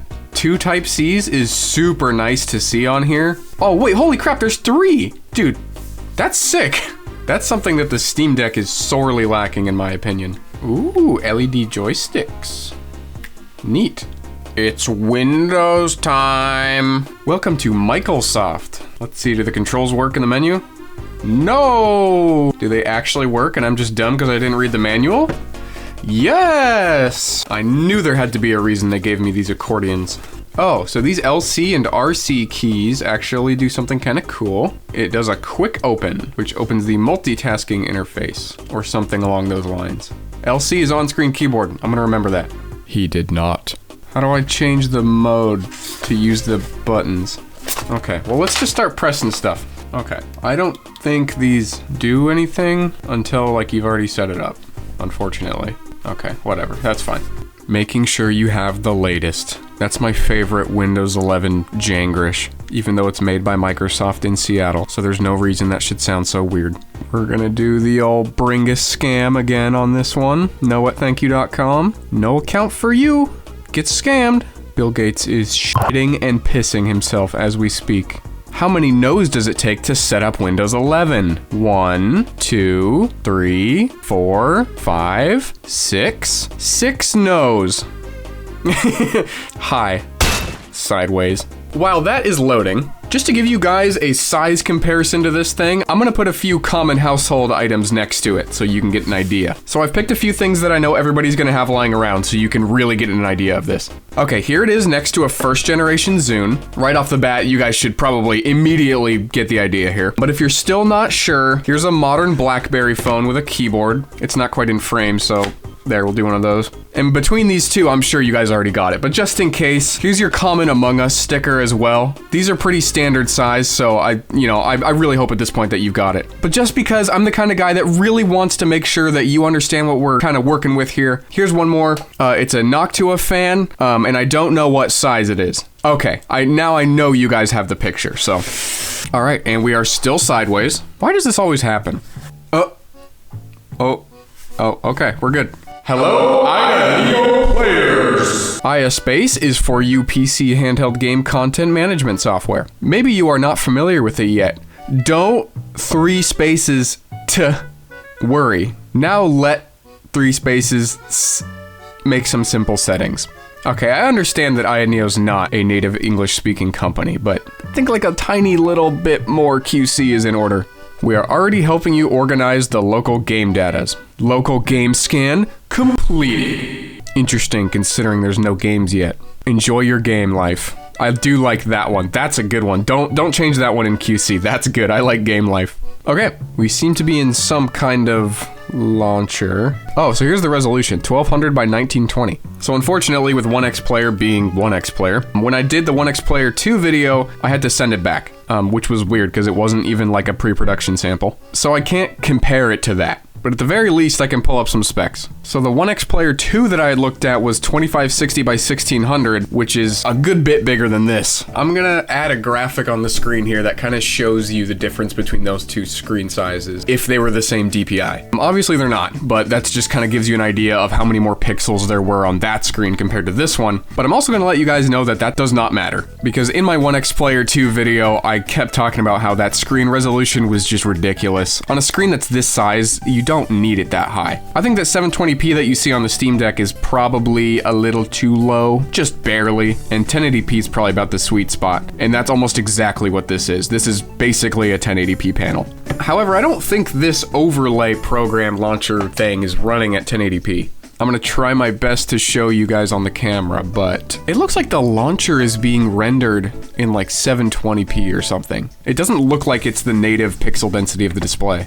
And speaking of the Steam Deck, here is one. Oh my, these big chunguses don't leave much room in the frame. So this thing is smaller than a Steam Deck. The screen is roughly the same size though. Okay, so the height of the Ayaneo screen is roughly 95 millimeters, and so is the Steam Deck's. Okay, so they might actually be exactly the same size. Yeah, okay, I just looked it up. They are exactly the same size. They're both 7-inch screens. Thickness-wise, the Steam Deck is coming in at about 19 millimeters, and the Ayaneo is a wee bit thicker, about 22 millimeters. Ergonomically, they're very similar. It's got a similar kind of contour on the back. I do like the Steam Deck a little better though, because it's got more meat. It's not a big gradual sweeping curve around these handles like the Ayaneo. There's more to grip here. Whereas on the Ayaneo, it's a very, very gradual bump. And I wish they made it less gradual, because now there's not as much to just hard grip onto, you know? When I'm having a heated gamer moment, how am I supposed to keep my sweaty hands on this thing? That's all I'm saying. Anyway, enough of the Steam Deck. He is merely a guest in the Ayaneo's home today. So let's kind of just explore around whatever this launcher is. ISpace, oh, this is ISpace, okay. ISpace provides you with a convenient function to adjust the display resolution, but this function may cause screen blurring depending on the driving situation?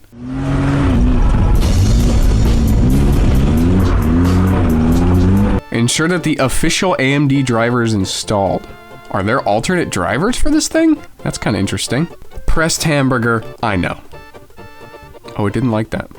Hello? I know? I know! I swear, I know! I know how to get to the Windows desktop, but I don't know how to click this. Okay, you have to hold it, apparently. Microsoft Solitaire Collection just appeared. Okay, then. Looks like we can also choose the CPU profile here, which is cool. 11 watts, wow. 5 watts? Holy crap. I wonder how much of an effect that has on the battery life. Okay, so 22 watts is the max. We'll leave it as that. Optimize. Optimization completed successfully. Okay, here's the fan speed. Pro mode. It's very quiet still. Wild. Let's do it. Go. I think this is just the fan curve, so that's not gonna do anything until we get in game. I will leave it as bow. What does more do? Check update. No update. Okay. Well, that's good, I guess. It's already updated. Nope. Okay, so here's Windows. And now that I'm getting a closer look at the screen, yeah, ISpace is running at a lower resolution for whatever reason. It looks much more crisp on the Windows desktop. Okay, so they've included some useful stuff on the desktop. Okay, now there's useful stuff on the desktop. And just so I don't even have to interact with Edge, I have pre-downloaded Chrome and Steam. Later, loser. And I know some of you guys are going to be upset that I'm using Chrome for some reason. So just to nail home the point of how much I like convenience, I'm just turning UAC entirely off as well. Cool. We don't even really need that. And this is as far as I'm going to set up Windows for now, because eventually I will be installing SteamOS on this thing later in the video, but I do want to be able to restore it back to the Windows operating system here, just as you see it. So I'm going to take a system image back up, and while I do that, I'm going to go ahead and tell you about Bringus Sticker Pack 0. You'll get a standard issue Bringus Studios logo. I installed Steam Deck OS, and all I got was this lousy a pixel art 3DS using the Homebrew launcher, the Wii Homebrew channel, everyone's favorite dancing triangle Batarang, and my personal favorite, an 8.5-inch holographic sticker that you can use to let everybody know that your computer sucks. You'll also be getting a random Among Us sticker since I have like 200 of these and they need to go. So if you want to secure Bringus Sticker Pack 0, head down to the Etsy store in the description now. Okay, the backup is done. Let's go ahead and fuck shit up. Okay, so right off the bat, I want to try big picture mode. I wonder if this button, or this button, actually would work like the Steam button. Let's see. No. Whoa, that was fun. That was a fun sound. Do it again. Yes! Yes! Hold on, how do I make it louder? Maximum volume. All right, listen to this. Oh, it's beautiful. Oh, I love it. That's such a fun noise. Okay, which one uses the Steam button, huh? Okay, I'm sure in the Ayaneo utility you could probably configure one of these buttons to act like a Steam button. I think all the quote-unquote Steam button is just like the Xbox home button, although I could be wrong about that. Actually, let's... Oh, okay, let's dive into that real quick. Oh, what in the hell did I just do? Huh? I did something. What's happening? I don't understand. All I know is that I pressed B at some point and it made a sound. Very strange. Okay, well what I wanted to do in here was to see if I can configure one of these buttons to be a home button for Steam. I'm sure there's a way to do that. There was not. Master controller. Oh, this is fancy. Oh, wow. Oh, it's got gyro controls, that's cool. Okay, I don't know if this is where I'm supposed to be to do what I'm trying to do here. Okay, so these are just your regular, like, start and select type buttons. You can't do anything about that. But they do have this one equals key down here that you can configure. It's set to show the desktop right now, but that's kind of dumb because this big old button right here also just shows the desktop. So I'm gonna remap that to be the Xbox button. Nope. Nope. Nope. Nope. Nope. Nope. Nope. Maybe not? Nope. Nope. Ah, you can't touch it, of course. No, why would you be able to do that? Save and apply. Okay, so now we can hit this to go back to the desktop, go back to Steam, and now I can hit this. Oh, that's not what I wanted. Get out of here, Xbox. Okay, so maybe the Xbox button is not the same as the Steam button. Okay, I'm gonna untick this box in Xbox settings, except save is not. Save is gray. Okay, I think it's saved. I don't know. Okay, that didn't change at all. Okay, maybe we can go to Steam and change it. Guide button focuses Steam. Let's try that. Nope. How is it opening it? Those are both disabled. Dude, I genuinely don't know. Okay, my next idea. Tell SteamOS to use a different button to launch the menu. Maybe I need this funky driver, actually. Okay, let's try this again. Nope. Okay, so yeah, so I'm like remapping controls, and it doesn't even detect this Xbox button picking up. That sucks. And I would like to take this opportunity to point out why I really don't like Windows on devices like this. I just want to map this button, dude. But Windows, being Windows, it's making that very difficult. Okay, I just tested on my normal PC, and Escape should open this. Okay, we will set it to Escape. What the heck? Dude, there's so much happening. Escape. Awesome. Okay, that works. And there's also a second button that you're supposed to have over here. The little quick settings button, but that's not gonna happen. Okay, so we have kind of a Steam Deck here. And this is good enough for most people, I imagine. Don't worry, we're still gonna install Holo ISO. And so if you wanna see how games perform in Windows on Steam Big Picture, that's great, but you're gonna have to look at a different video for that. Because in this video, we're installing SteamOS.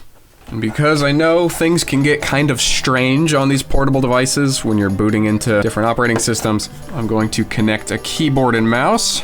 Oh, that's ugly. Wow, how very stretched. Okay, after a considerable amount of waiting, it appears it's doing nothing. And I did a little bit of reading, and I think the CPU, GPU, chipset, everything in here is a little bit too new for Holo ISO. They haven't gotten the kernel updated for it yet. So we're gonna take the approach of installing just regular Arch on this thing, and then installing Steam, and that'll get us like 99% of the way there. Oh shoot. Disk part? What did I open? Oh, I somehow made it into the recovery partition. Okay, don't do that. I really like this wide BIOS. Okay, we'll just put the flash drive right up there. Save changes, reset. And today's Arch flavor of the week is going to be Manjaro, which unlike Holo ISO, has the updated kernel. Okay, first things first, let's fix the screen. Okay, closer, I guess. There we go. Let's go ahead and get this Manjaro installed. The system is not plugged into a power source. I don't believe you. It's not true. Wait, the battery's not charging. What? I plugged in my Steam Deck charger just because it was there, but it's not charging it. Does this thing really need this 100-watt charger to charge? Oh, all right then. I guess the Steam Deck charger isn't good enough for this thing. Ooh, actually, dual booting might be kind of cool. Yeah, we've got 2 whole terabytes to work with here. Let's see if we can dual boot. Okay, so we'll allocate Windows far less, because most of the games are probably gonna be better in SteamOS. Manjaro, I guess, technically. Okay, so that should leave roughly 500 gigs for Windows, which is more than enough. Cool. Newer kernel is available. Not now. Not important. Me and my homies never update our kernel. We just play video games. Steam says, fuck your global scaling settings. And we're back. Here's what I passionately refer to as kind of SteamOS. So it's similar to SteamOS in that we're in Arch Linux, and that's pretty much where the similarities end. It feels more responsive than Windows though, for sure. All right, well, without further ado, I'm gonna go ahead and install some games, and we'll see how this guy plays compared to our heavyweight champion here. I also would just like to note that the surface of this thing, when downloading games, gets really hot. Like really hot. I was scrolling through my library to see what I should install, and I noticed my finger was kind of hurting, so I decided to measure the temperature, and it was like, I think, what was it, like 45.6? So like 46 degrees Celsius? That's like 115 freedom degrees. That's pretty hot. Like, something you notice with the Steam Deck is that, yeah, it gets warm, but the surface of the screen never, like, hurts my fingers. Can't say the same for this. Actually, we won't be playing games, at least not right now, because for the life of me, I cannot get the controls working right on this thing under Manjaro. And what I'm talking about are these extra buttons and these 2 up here. They will not work. I got one of them working, specifically this one. And here's what I've done to try and get this to work. So if we go under controller here, we go set up device inputs. Okay, so A, B, X, Y. This is like the same thing you do when you're configuring the input for an emulator. You're just kind of telling Steam which button and which axis everything actually is. And then we get to the point where it wants the guide button. I'm like, okay, press this. Doesn't work. That's fine. We'll use the little one. Oh, nope, that opens the desktop. That doesn't work. Okay, fine. We'll just use one of these top ones. Oh, neither of those do shit. So that just doesn't work, which means I can never access this menu when I'm in game, which is an issue because what if you want to change a setting while you're playing? You can't, because you can't bring up this menu. And yeah, you could go hit the desktop button and then go into Steam and fiddle around, but it's just lame. Like, we've got these buttons, let me bind them. And they didn't even work at all originally. Well, only one of 4 even works, but to get this one working, I had to install this package from this GitHub repository here, which fixes the extra buttons on a lot of Ayaneo models, and actually all kinds of different portable computer models. And it says that the Ayaneo 2 is supported here, but this is the 2S. So I think that might just be different enough to make it not quite work. It says most of the buttons are mapped to the Steam shortcuts for various functions in the new gamepad UI, including quick access menu, which doesn't work, guide button, which doesn't work, on-screen keyboard, which doesn't work, screenshot, which doesn't work, and escape, which doesn't work. Ironically, the only thing that works is return to desktop, which is not even listed.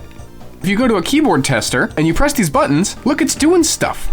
It's doing something. So all of these buttons have like a keyboard shortcut that they're registering. So they do something. So then I thought, that's fine, I'll just make my own shortcuts. Because KDE has a thing where you can do a keyboard shortcut and it'll send a custom keystroke or whatever, and I was like, great, I'll just do that. But then when you go to configure the input for the shortcut and you hit the button, what is this? What is this bullshit? It doesn't work. It doesn't stick. It's only sending Windows and Control, not Windows Control and then a button. So this is super frustrating. I've been told that Chimera OS kind of has a fix for this. Note from me while editing here, Chimera OS had the same issue, and I'll explain more about it in just a minute. So I'm gonna try that, and honestly, if I can't get something as simple as these menu buttons working, I just straight up can't recommend Linux on this thing. Actually, while I still can't recommend Linux on this thing, it's not for this reason anymore.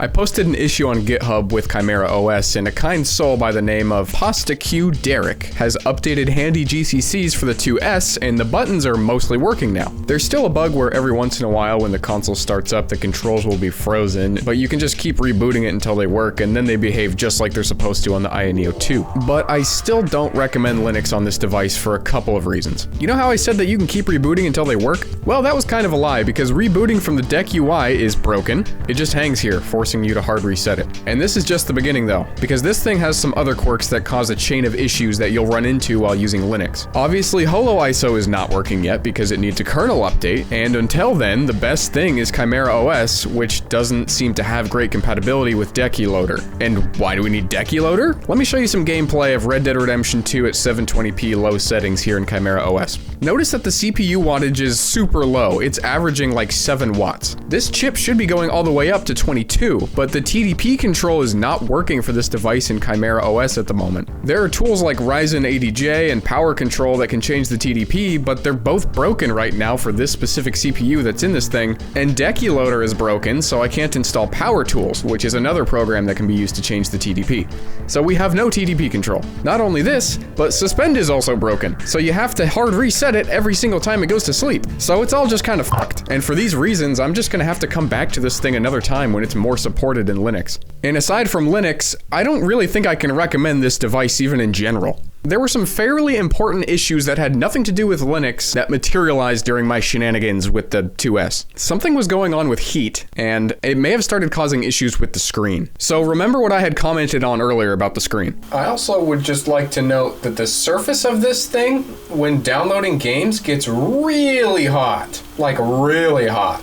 Like, something you notice with the Steam Deck is that, yeah, it gets warm, but the surface of the screen never, like, hurts my fingers. I think that actually may be causing a bit of damage to the screen. The whole right edge of the device has been just a little bit brighter than the rest of the screen. You can see that from my initial recording. This is already pretty annoying on a device that's this expensive, but it wasn't quite bad enough for me to pick up on it until after my first day of recording with the 2S. But now it seems like this side of the screen's brightness has gotten even worse. I emailed Ayaneo to tell them that this was happening, and for full transparency, I'm gonna read both my email to them and their email back to me, completely verbatim. Here's mine. Hello, I've been working on my video with the Ayaneo 2S, and today it seems like the console has developed a backlight bleed from the right edge of the screen. I've attached an image of the device as it looks now. It was fine for a whole day until I had it turned off for the evening, and then when I came back to it, it had the backlight issue. While downloading games from Steam, I observed the console getting very hot, so hot that it became uncomfortable to touch, which I assume is not the intended behavior. I measured the temperature of the screen around 46 degrees Celsius at the hottest. This leads me to think that the screen damage may have been caused by excessive heat. I do want to note that my use of the device was primarily in Linux distributions. The fan was also certainly working. It was very loud while the games were downloading, so I know that the thermal management systems were doing their jobs, or at least trying to. I just wanted to let you know so that you can pass this information along to your engineering teams. If you would like me to mention any response to this issue from your company in my video, feel free to reply to this email and I will include it. Here's what Ayaneo said. Hi dear, I thank you for your feedback. I'm sorry for this experience on our first collaboration. I value your issue and I checked with R&D and got the following response. Ayaneo 2S screen brightness up to 500 unit. High brightness will bring the display effect comparable to OLED. In the screen picture you showed, it is the position of the backlight which will appear at high brightness. It is not light bleed. You can try to turn down the brightness, such as 50% or so. Also, it will be obvious in phone photos, but not so obvious when you actually look at it. This is due to high TDP and turbo boost being turned on when downloading, causing the CPU to be running at high load all the time.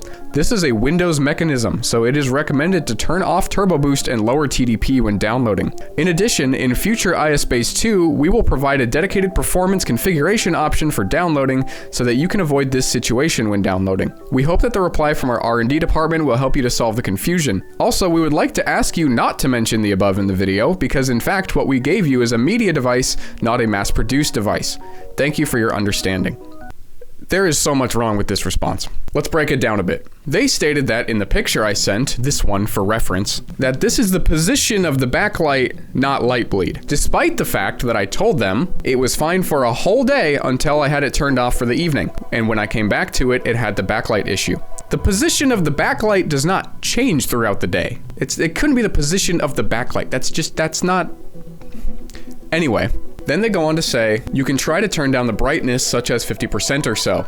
And I do want to note that this does help a tiny bit, but it's not gone. You can clearly still see that relative to the rest of the screen, the right edge is still too bright. The LCD was slightly flawed to begin with, and it's just worse now. Then they say, it will be obvious in phone photos, but not so obvious when you actually look at it. Which, as you can hear my comments in the video from earlier, which I took before I got this email from them, it really doesn't show up all that great on camera, but it's definitely there. It is far more obvious in person. The camera really does not capture how much worse it's gotten. And I understand from their perspective, they obviously can't get their eyes on my device. All they've got is my phone picture. But again, if all they've got is my phone picture, their claim that it looks worse in photos is entirely baseless because they don't know what it looks like in person. And as someone who looks at it in person and in the phone photos, it's worse. And I know you guys aren't going to be able to see it with your own eyes. So again, kind of a trust me bro moment. So trust me bro.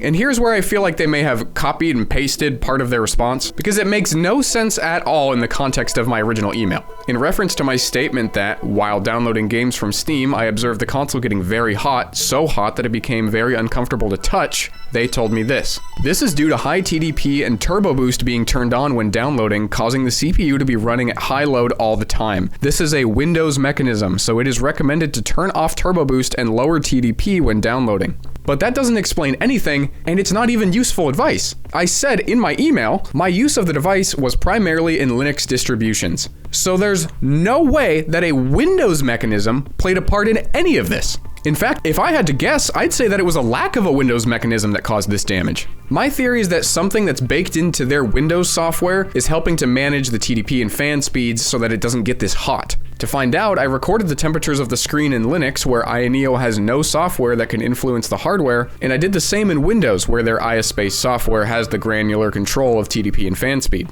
Here's what I found. In Linux, while playing Red Dead Redemption 2 at 1080p low settings, I measured the surface of the device near the right edge of the screen at 50 degrees Celsius. That is far hotter than a touchscreen should be getting. In Windows, with ISpace running, I set the CPU to 22 watts TDP and the fan profile to Wild, which they say is the most aggressive fan profile for maximum cooling. The story in Windows is wildly even worse. The maximum temperature of the surface of the device at 1080p low settings, again in Red Dead Redemption 2, was a scalding 56 degrees Celsius, or 132 degrees Fahrenheit. We're at black car interior on a hot summer day levels of heat here. This is insane. This isn't the CPU temp. This is the part of the device that you're touching. I wanted to see how far you'd have to lower the TDP to get the temperature under control, but going down to 15, 11, or even 5 watts didn't dissipate any more heat because the fan would start ramping down with the lower CPU usage from 2900 RPM to 2500 RPM. Pretty wild of a fan profile, all right. I also just started to wonder if this thing just wasn't capable of charging and maintaining normal temperatures at the same time. So I repeated my test without the charger plugged in. And I made sure to let it come down in temperature first. But the results here were not meaningfully different. The screen reached a peak temperature of 54 degrees. This thing just gets far too hot in both Linux and Windows. I think it only got to 50 degrees rather than 56 degrees in Linux rather than Windows, because the TDP control is not entirely working yet, so I don't think it's running as hard as it can. And let me put these temperatures into perspective for you. Electronicscooling.com lists that the maximum temperature for prolonged use of a device that is in contact with your skin should not exceed 48 degrees Celsius, and momentary contact of a device that's 56 degrees like this one will result in severe to maximum pain. The only thing stopping me from calling this device a hazard is that you're probably not going to be having prolonged contact with that exact area of the device. But wait a second, this thing has a touch screen. Oops. So if you were playing a touch-heavy game or browsing the web while your device was under load, then you very well could be experiencing prolonged contact with the screen at 56 degrees Celsius. It's possible that you actually could potentially hurt yourself with this thing. I don't think it's likely, because realistically, you'd notice the severe to maximum pain, and you'd stop using it. But hey, it's gamers we're talking about here. No pain, no gain, am I right? To end their email, Ayaneo said, "We would like to ask you not to mention the above in the video, because in fact what we gave you is a media device, not a mass-produced device. And if that's the case, then fine. Maybe the LCDs aren't finalized yet, and the final ones will be more heat resistant. Or maybe there's just a thermal issue in some of these review samples. Either way, if this is truly different from a retail device, I really should have been made aware of issues like this when I got it in. In the reviewer documentation that they sent me, they noted that there's currently a firmware issue that causes problems with sleep. So they're obviously capable of noting current defects. That's the best case scenario. The worst case scenario is that the hardware might actually not be meaningfully different from retail at all. And for the record, I have no way of confirming the hardware differences at all, other than with what Ayaneo tells me. All I have is a media device. I can't compare it to a confirmed retail unit. But these devices are shipping right now, according to their Indiegogo page. Which means if they weren't already aware of this heat problem and how it can potentially affect the screen, there's no time to fix this before these devices get into backers' hands. So, not great any way you look at this. And you guys know that this is not what I typically like to do. I'm sorry if you clicked on this video expecting to see how the Ayaneo 2S would run in Linux, and while I couldn't really show that off right now, at least you know why. There's not really a point in testing this thing any further when the software is not quite there yet. And the only reason I'm even doing this whole segment right here is because, well, I don't consider myself a tech reviewer. I just mess around with wacky computers and I bring you guys along for the ride. But I know I do inspire people to check out the things that I have on my channel sometimes, whether that be the Leapfrog or the Sega Alls or the 1X player device that I looked at. And I know that like a bright spot on the screen isn't the end of the world. The handheld is still more than usable, and not everybody's gonna be playing AAA games and getting their screen to hazardous levels of heat. But this is just in my single week of testing. I have no idea how this thing is gonna handle these temperatures in the long run, and like I said, I might be inspiring someone to go and pick this thing up for themselves. I mean, I don't think so, because it doesn't run very good in Linux, and usually that's why you guys click on my videos, maybe? I don't know. So it just didn't feel right to me if I didn't at least warn you guys about what you might run into if you do want to get a device like this for $1,500, which in my opinion is a very unacceptable price for the issues that I'm running into. And I'm not talking about the Linux issues, that has nothing to do with this. $1,500 is way too much to pay for a device in need of a cooling system rework. And Ayaneo's response to my email was a certified fail. And if that's the support that I'm getting as a media outlet, I can only imagine what you guys would have to go through as actual customers. It's neat, don't get me wrong, but it's not worth even close to $1,500 based on my experience with it and with Ayaneo themselves. In conclusion, just buy a Steam Deck. Brothers, sisters, Animals, I come before you today with a specific mission. You don't really have to worry about it because I'm the one going on the mission. What might that mission be, you ask? Oh, $7.99 value village laptop. It's about to become a Steam Deck. Because what else would I do with it? Anyway, as the sticker implies, I got this laptop for $7.99 from the place where all good electronics come from, Value Village. If you don't know what that is, it's just like a thrift store chain in the USA. They mostly got like clothes and other stupid stuff, but today they happen to have the pinnacle of computing. I actually haven't looked at this any more than seeing that it's a Lenovo laptop. You know as much as I do at this point. That's basically nothing. Got a pretty awesome chunk missing right here. But honestly, other than that, I'm flipping this thing around. It's not too bad. I'm really, really hoping that Windows 8 is not installed on this. Just like the last laptop we tried this on, someone has been in here. Which is only good news, because now it means I don't have to do as much work. I'm sure nobody could have possibly ruined this thing previously. Yep, look at that. Comes right off. I don't know if it's Value Village's doing or whoever donated this, but the hard drive is just gonzo, which is it's actually a really good thing. Not for me, but you know, for whoever donated it, because if I got my hands on their data, like, game over. For them, not me, don't get me wrong. But I always come prepared, so we're gonna be throwing this 500 gig Samsung SSD in there from what was once a server. You know, yeah, this is a server. Yep, this is fine. I don't want that flopping around in there though. Actually, hold on. Okay, as an agent of chaos, we're gonna flip a coin on this one. And I don't have any coins on hand, so we're gonna flip a DS game. Guitar Hero side up, we use tape. Back side up, I become chaotic evil. Let's go!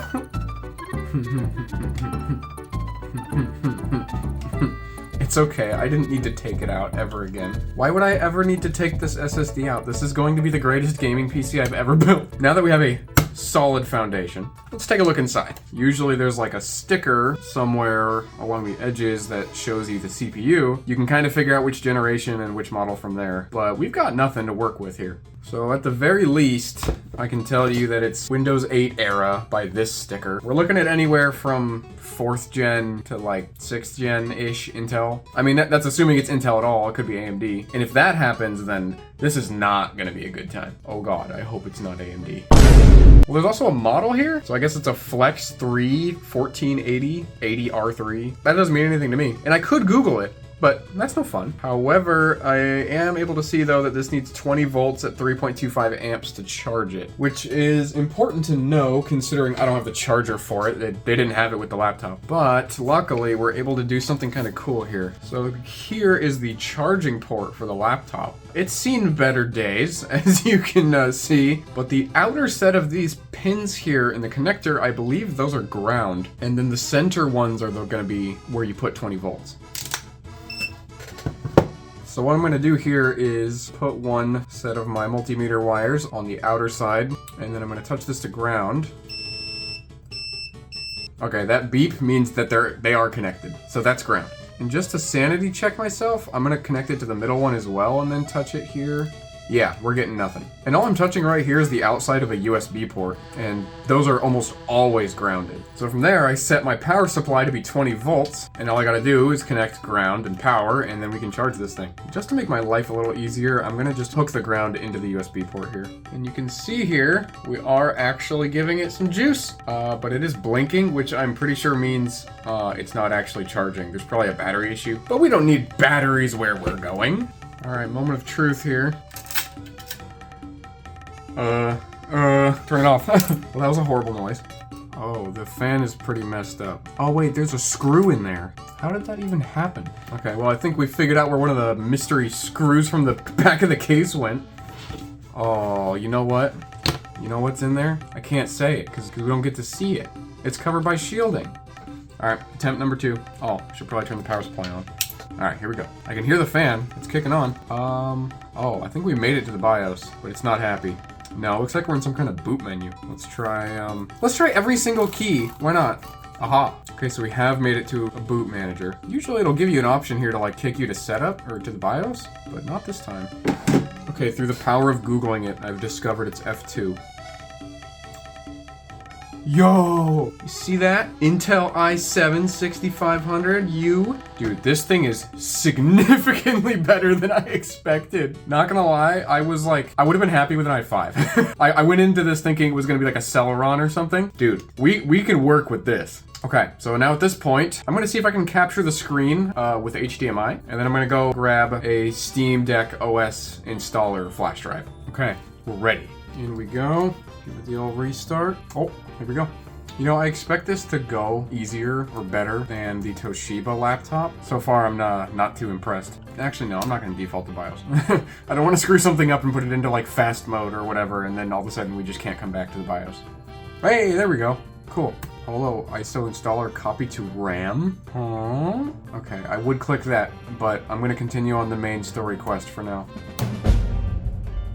Oh, shoot. My power supply turned off and then back on again. I think we might have overdrawn from it. That's not good.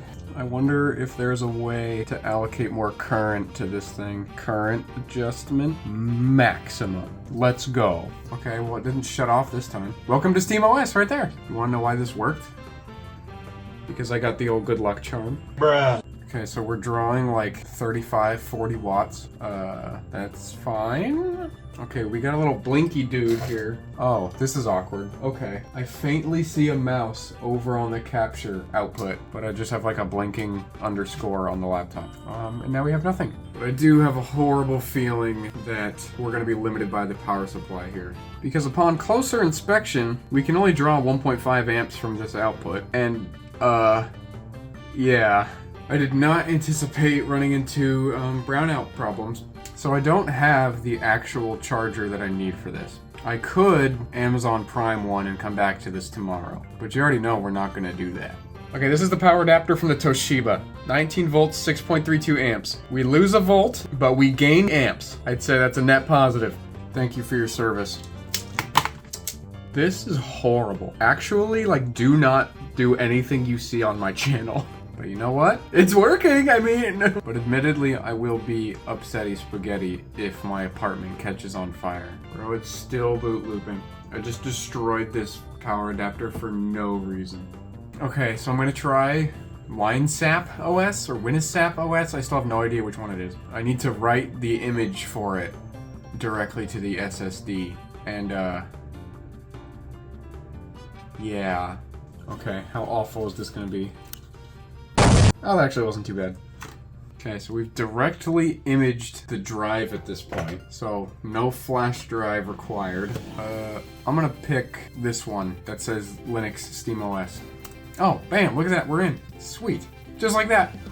Yeah, dude, Holo ISO bad. I don't know. It hasn't worked well for me at all at this point. Every time I've tried it. Okay, next order of business, though, is that we gotta connect to the internet. And luckily, the setup has ascended a little bit since last time. So we actually have proper Ethernet. It's got a pretty wacky port though, so I don't know. Doesn't really want to stay in, so I'm just gonna put that right there. There we go. Okay, so we have a mouse, but not much else. It seems to be pondering whether it's gonna do anything or not. Oh, hey, look at that, we have a desktop now. I don't think it likes our Ethernet.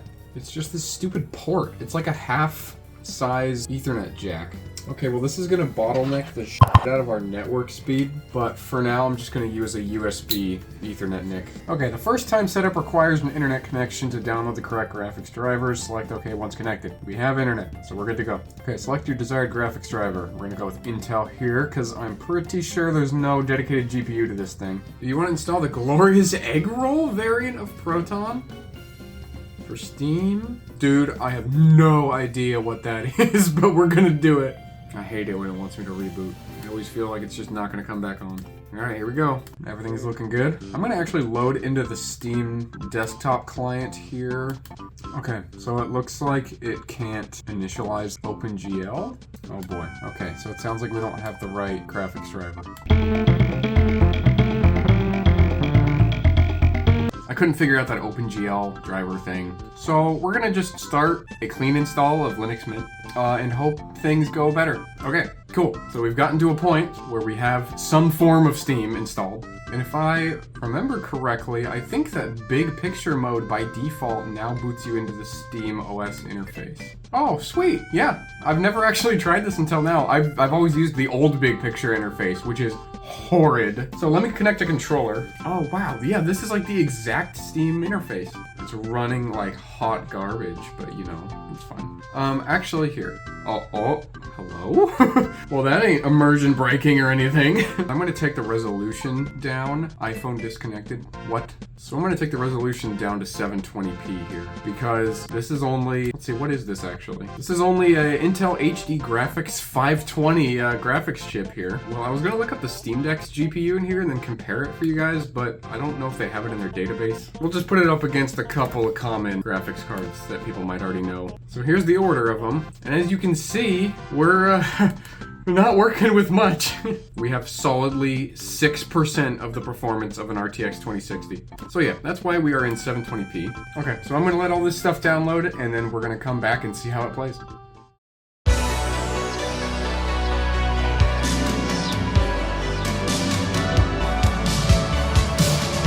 Half-Life 2 is running fantastic here, as it should. The game held on to 60 FPS most of the time, but you can see it drop to 40 or even 30 FPS occasionally. Definitely the most annoying part here, though, is the incessant stutters throughout every single part of the map whenever a new model or a new sound or something was loaded. It's playable for sure, don't get me wrong, but it's a little bit frustrating. Black Mesa suffers from similar issues. Under the hood, Half-Life 2 and Black Mesa both use the same engine, so we see a lot of the same problems here that we did with Half-Life 2. One thing that Black Mesa seemed to be better about for some reason is that when the level went on, the stutters and FPS drops weren't really as bad. So again, playable, but obviously not optimal. Doom 2016 tried to run. It really did. But, you know, when you're only getting 12 FPS in the menu, well, you know, you can kind of figure that you're probably not going to be getting in game. So, no, it can't run Doom.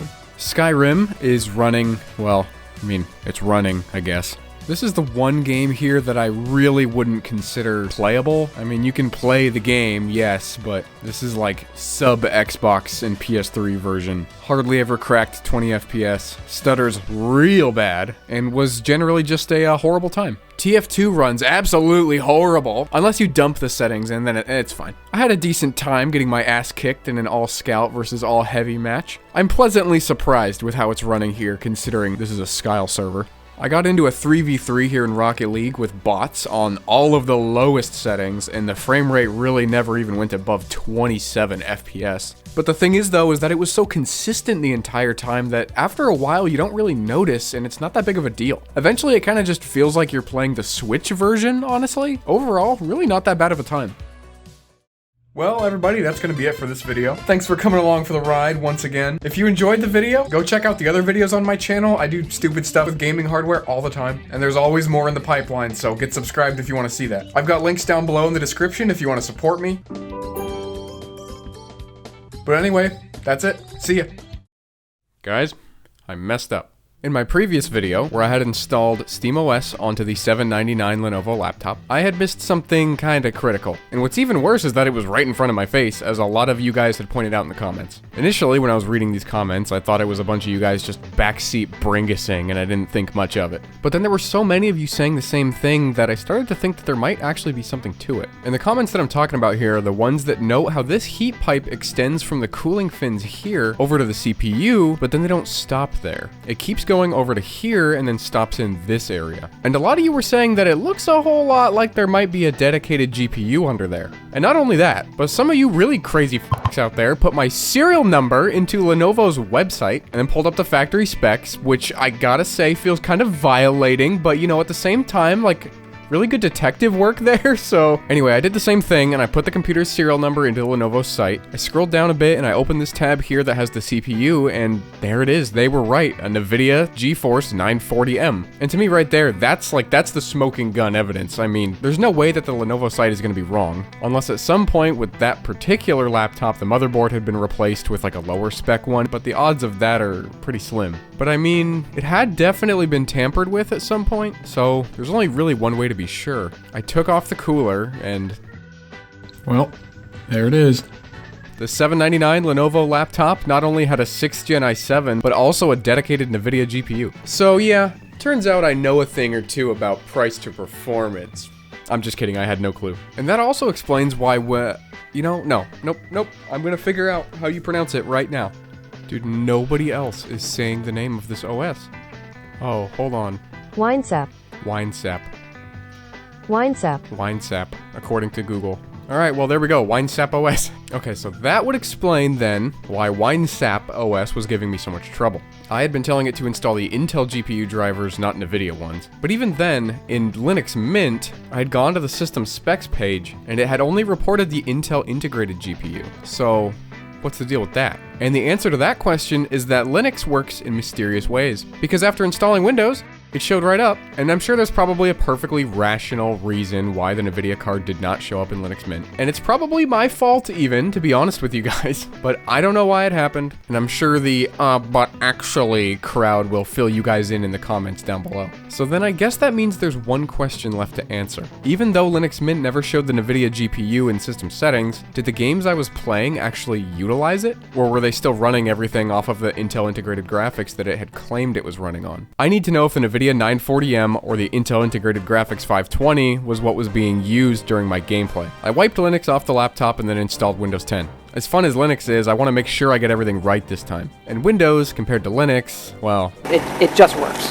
That being said, that does kind of make this test wildly unscientific in nature, and at the end of the day, it's a $799 Lenovo laptop, so I don't really think it's that big of a deal. Anyway, I went over to NVIDIA's website after that and then got the drivers for the 940M, installed Steam, downloaded the exact same set of games from the last video, and then got to testing. Last time we ran all the games at 720p and at the lowest settings possible, so I'm going to do the same thing here. And right off the bat, it's running better. Half-Life 2 here is experiencing far less stuttering compared to last time, but that in itself doesn't really indicate anything, since you could just blame all the stuttering on Linux, which is fair and likely even. So, in the pursuit of answers, I moved on to Black Mesa. And this is where we started seeing a real uplift in performance. It's fairly obvious at this point from how much better it's running that the NVIDIA chip is kicking in here. It's a pretty safe assumption. Stuttering is severely reduced now, and the frame rate is regularly high enough to even look good on a 100+ hertz monitor. Doom didn't even install last time, but after like 10 minutes of loading, we actually got in game on Windows. And honestly, this is far better than I thought this thing would do. There were some brutally long stutters every once in a while that you can see here, but really 40 to 50 FPS consistently, it's not too bad. Skyrim decently benefited from the newfound GPU, and while it's not fantastic to play on here still, it did bring the game from slideshow tier all the way up to Xbox 360 levels of gameplay. It had a really hard time trying to break 30 FPS, but for what this thing is, I'm still pretty happy with this result. It's a lot better than before. TF2 benefited slightly from the NVIDIA chip, but weirdly still hovered around the 40 to 50 FPS range most of the time. What I'm thinking is that we're probably running into a CPU bottleneck here, which really would not surprise me with this game. Source engine games are notoriously CPU bound, and this kind of behavior is pretty consistent with that. Rocket League was far from unplayable last time, but it was still running at a sub 30 FPS. I also do want to note that I mistakenly said last time that I was running Rocket League at the lowest quality, when in reality it was definitely not, so I left it on high quality here as well to keep things consistent between the two runs. You know what else here is consistent though, is that it's 60 FPS all the time now. It feels absolutely fantastic to play here, and I would argue that you could probably take the resolution up a notch or two and still maintain 60 FPS, no problem. So I'd say we have our answer at this point. Linux Mint was not using the NVIDIA GPU. On one hand, that's weird and shitty, like, come on Linux, what the heck? But on the other hand, it's still nice to know that what I had told you guys in the previous video was still correct. The performance that I showed you was true to what I had said, which I said it was an Intel HD 520, and as far as I can tell, what I showed off to you guys was performance of an Intel HD 520. Albeit a little bit worse because we were using Linux and not Windows. And even on the Intel HD 520, would it have done better in Windows? Yeah, of course, but not to the degree that I had just shown you guys. The performance bump that we saw here was all 940M. And I said at the beginning that I am giving away a couple things. And you might have already guessed, but if you didn't, it's the $799 Lenovo itself, along with a $25 Steam gift card. Now you might be thinking, dude, I don't want your bunk-ass Lenovo. Screw this thing. But hear me out. It has a proper charger now. The battery actually holds the charge. The back of it has all of its screws. When I was going in to check it to see if it had a GPU, I cleaned the old thermal paste off and applied some new stuff. And I gave the whole thing a once over, and honestly, it's actually looking pretty sharp now. This thing's pretty clean. Also, one more thing about the laptop I forgot to tell you guys. I had actually fully designed and 3D printed this little piece here that was gonna keep the SSD in place. And like, I was really proud of this whole thing. Like, it was super tiny and it was a good little fix for not having a caddy or anything. But then it turned out that the thing was like a little too tall and it didn't fit the curvature of the rest of the laptop. And I was like, okay, no big deal, I'll redesign it. But then I looked at the bottom lid of this thing and it's actually got plastic here that's designed to keep the drive in place. So we didn't need tape or glue or a 3D printed thing or anything. This thing was always going to stay in place. So yeah, thought that was interesting. So keep in mind, it is still a thrift store Lenovo. But that being said, it's really not that bad of a computer to play some games on, as we've seen. Also, it's going to come with Windows 10, not Linux, because I don't hate you guys. I'm the one that suffers through Linux here, not you. What's that one meme where it's like the soldier, like doing this? I install Linux so you don't have to.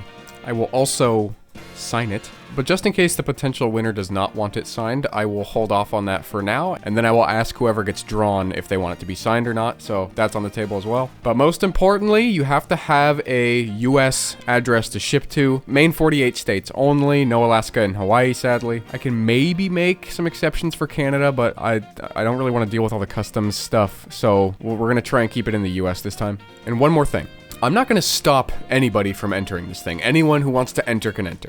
But the whole idea behind this giveaway is that I want to get this thing out to someone that can really use it. We've seen here that, I mean, it's nothing special, but the 940M can still play some decent games. It can get some stuff done. So if you already have a good gaming setup, maybe hold back this time. But again, I'm not going to stop anybody from entering. Anyone's welcome. And to enter, this is what you have to do. There are 2 YouTube channels that you have to be subscribed to, both the main Bringus Studios channel as well as the Bringus Studios live channel where I upload my VODs. Then once you've done that, head over to Twitch here and follow the Bringus Studios Twitch page. Give this video a like, then leave a comment with the exact phrase, "I am a poopy Lenovo gamer." And I'm not kidding about this. Put it in all caps. Also put whatever setup you're using to game right now. Your setup is not going to affect your chances of winning or anything.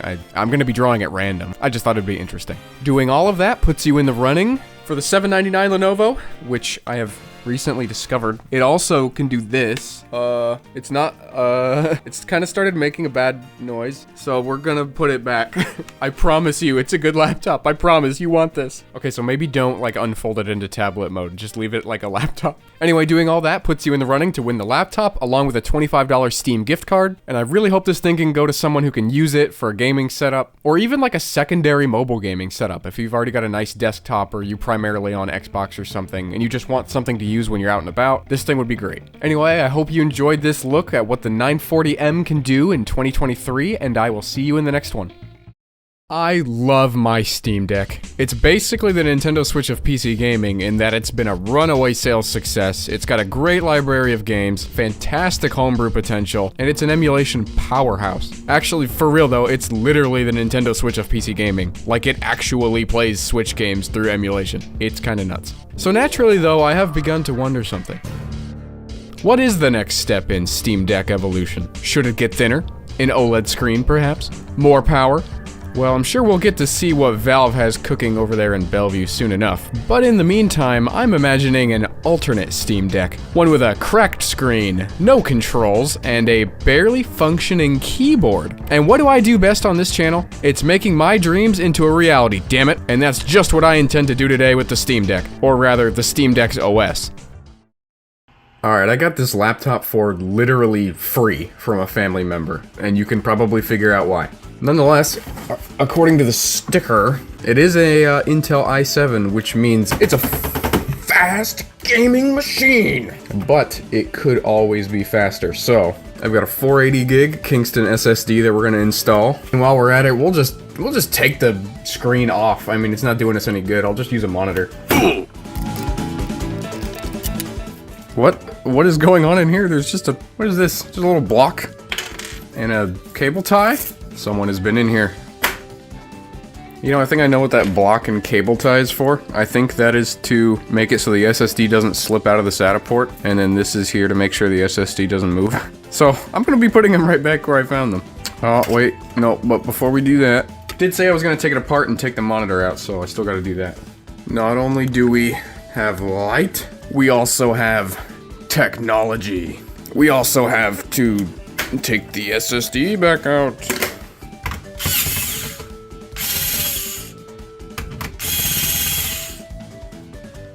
Technology has failed us. I'm just stripping the piss out of it. Cool. We have ancient technology. There we go.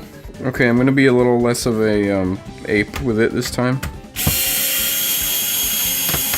There we go.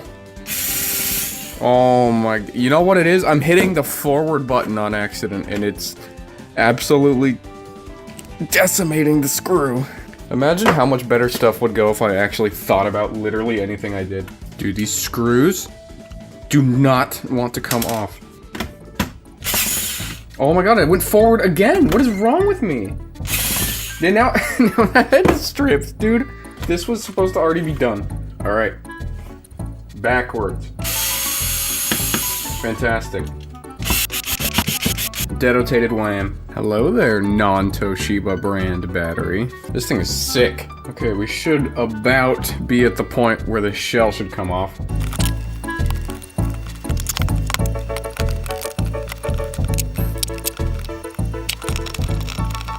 Okay, unintuitively, I think this thing comes apart with the keyboard actually pulling up rather than the shell pulling down. So I'm gonna attack it from that angle. Okay, so I'm going to, I was gonna say I'm literally about to destroy it, but I mean, it's kind of already there. This is what happens to all the bad laptops. They get sent to me. This is their punishment for being bad. Dude, there's not even like... this is terrible. Alright, we've done it. We've made it even worse. You know, I'm at the point where I'm considering just pulling the motherboard and just using the motherboard with a keyboard, mouse, and monitor. But we have gotten far enough to get to the hinges for the screen. So, we will continue on that journey. Okay, you know what? Let's do like a sanity check real quick. Does this thing even still work after being absolutely mangled? Oh god, where's the power button? Okay, let's reference the shell here. Okay, power button's right here. Is it connected to anything? No. Okay, so that means there's probably a button on the motherboard. Around this area, this thing looks like a button. Nice. Insane. It still works. That is unbelievable. It still works. It's hanging on by a thread.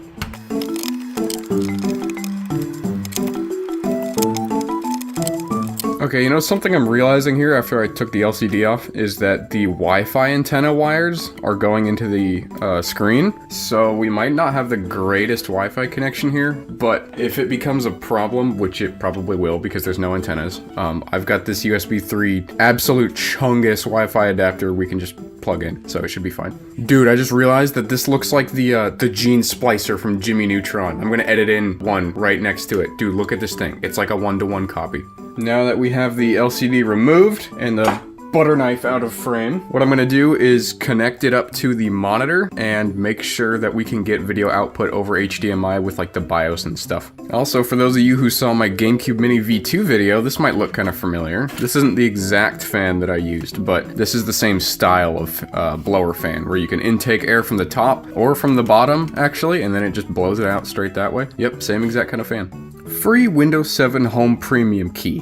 Who wants it? Aw, shoot, I forgot to put the SSD back in. That is not good. I don't think the monitor works in the BIOS. I'm gonna grab a VGA cable and see if it'll work with that. Alright, how about now? Yeah, still nothing. That's not good. Okay, so I reconnected the original LCD, and you can kind of see, well, you can see in the corner there that the PC has posted. It's just trying to look for a boot device now. So I'm gonna kind of just keep that over there and then hope that later on it'll work on the monitor. Anyway, continuing on, this flash drive has the Holo ISO installer on it, and that's what's gonna let us install SteamOS. Dude, the fan is going insane right now and we're not even doing anything. Yeah, I'm slightly worried because the keyboard doesn't even work right now.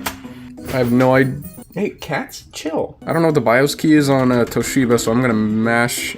Oh, wow, it already missed. Wow, I really picked the worst laptop to do this on, huh? Alright, mashing F12. See if we can get into the BIOS. Still says reboot and select proper boot device. You know, maybe I should have installed SteamOS and then ripped the keyboard out. Okay, so things appear to be happening on the LCD when I press buttons. So, I guess this is the setup until the USB keyboard and the monitor start working. The fan is going so hard, this is insane. The fan is blowing like no air, actually. There's like 0 airflow. Probably not good.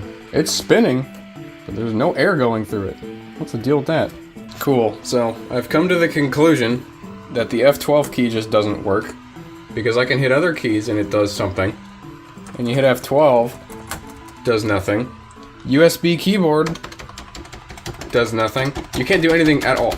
And I know obviously hitting F12 right now won't take me to the BIOS, but here, I'll restart it. I'm mashing F12. Yeah, nothing. So, I don't know. I guess I'll just try another keyboard.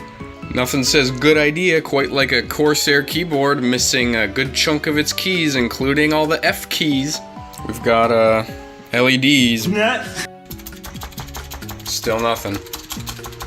Okay, before I resort to violence, I'm going to try and take apart the keyboard and see if I can't fix the F12 key.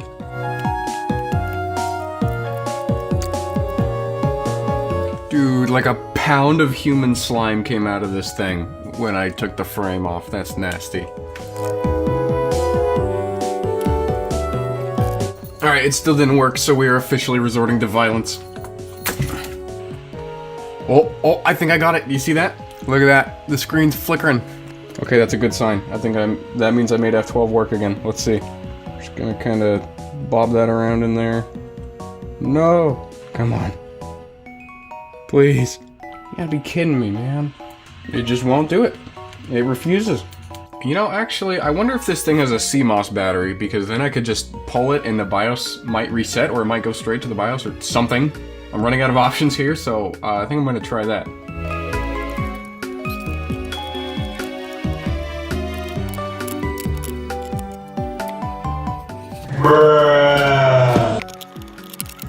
Oh, that's why the fan wasn't turning. It's caked in dust.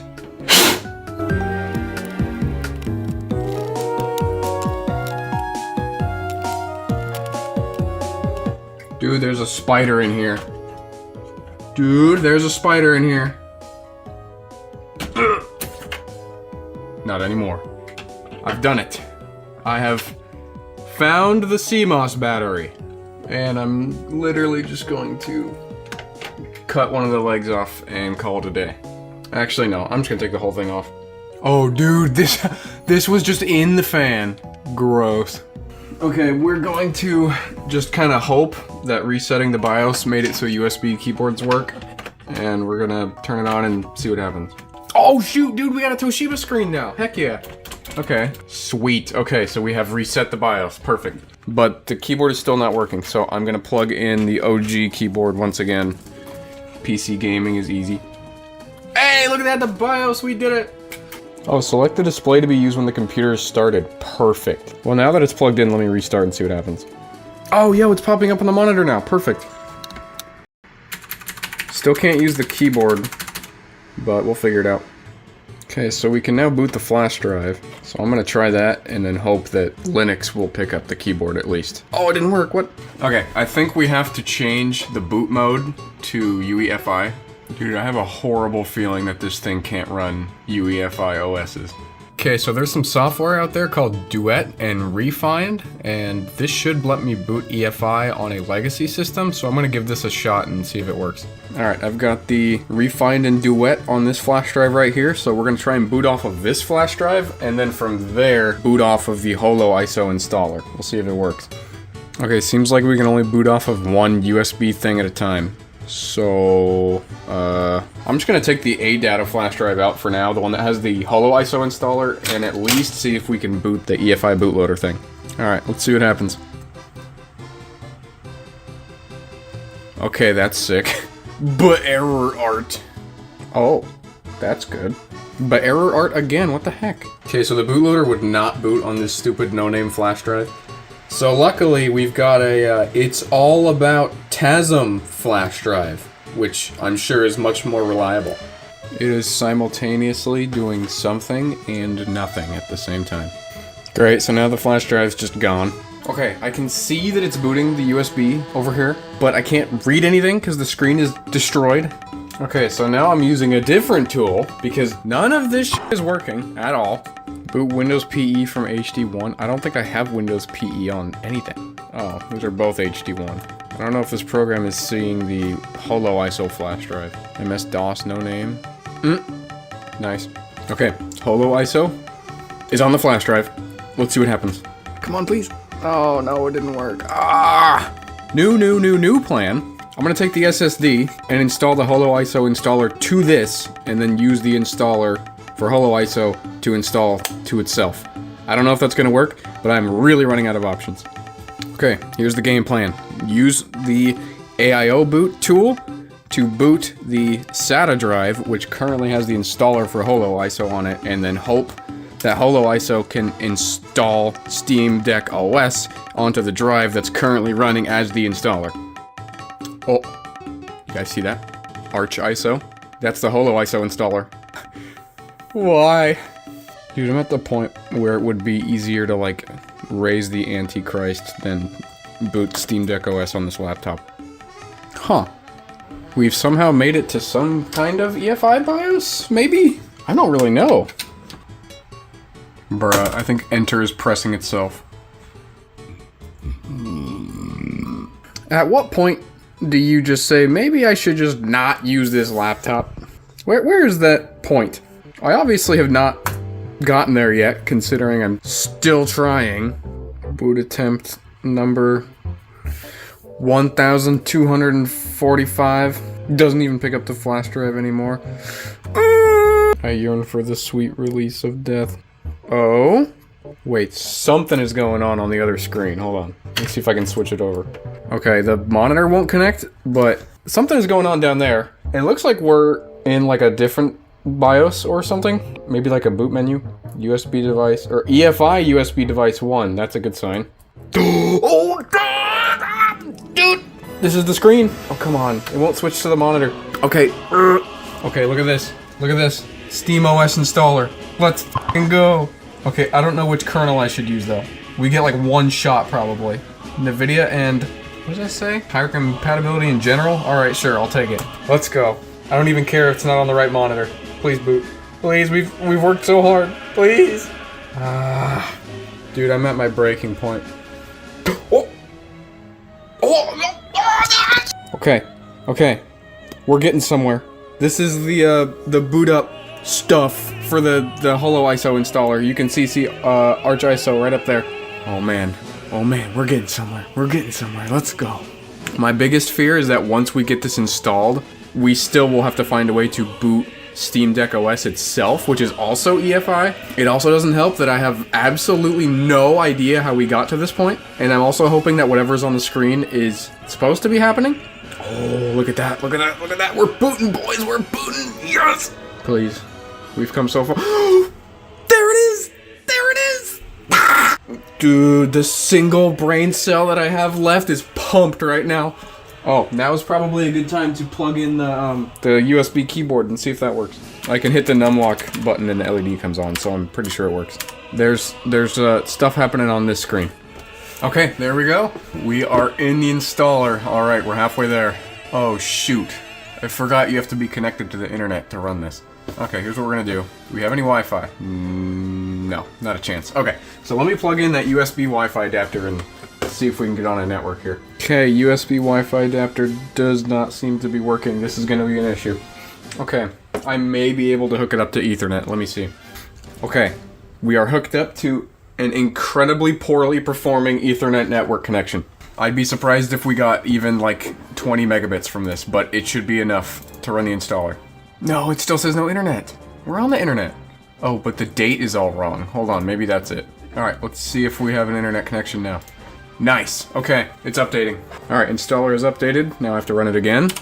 This is where the magic happens, everybody. Let's go. Okay, so now we have to select the version of SteamOS that we want to install. And we want the one that's going to make the whole thing look like an actual Steam Deck. So we're going to get the full SteamOS 3 experience. I believe that we're booting the installer off of the flash drive. So I think we're good to wipe the hard drive, which is SDA. Erase the entire drive. Begin installation. And then hope for the best, I guess. Oh, okay, enter host name for the installation. Not sure what this means, but you can kind of enter whatever you want here. So I'm just gonna put user, and then password, you just put whatever you want.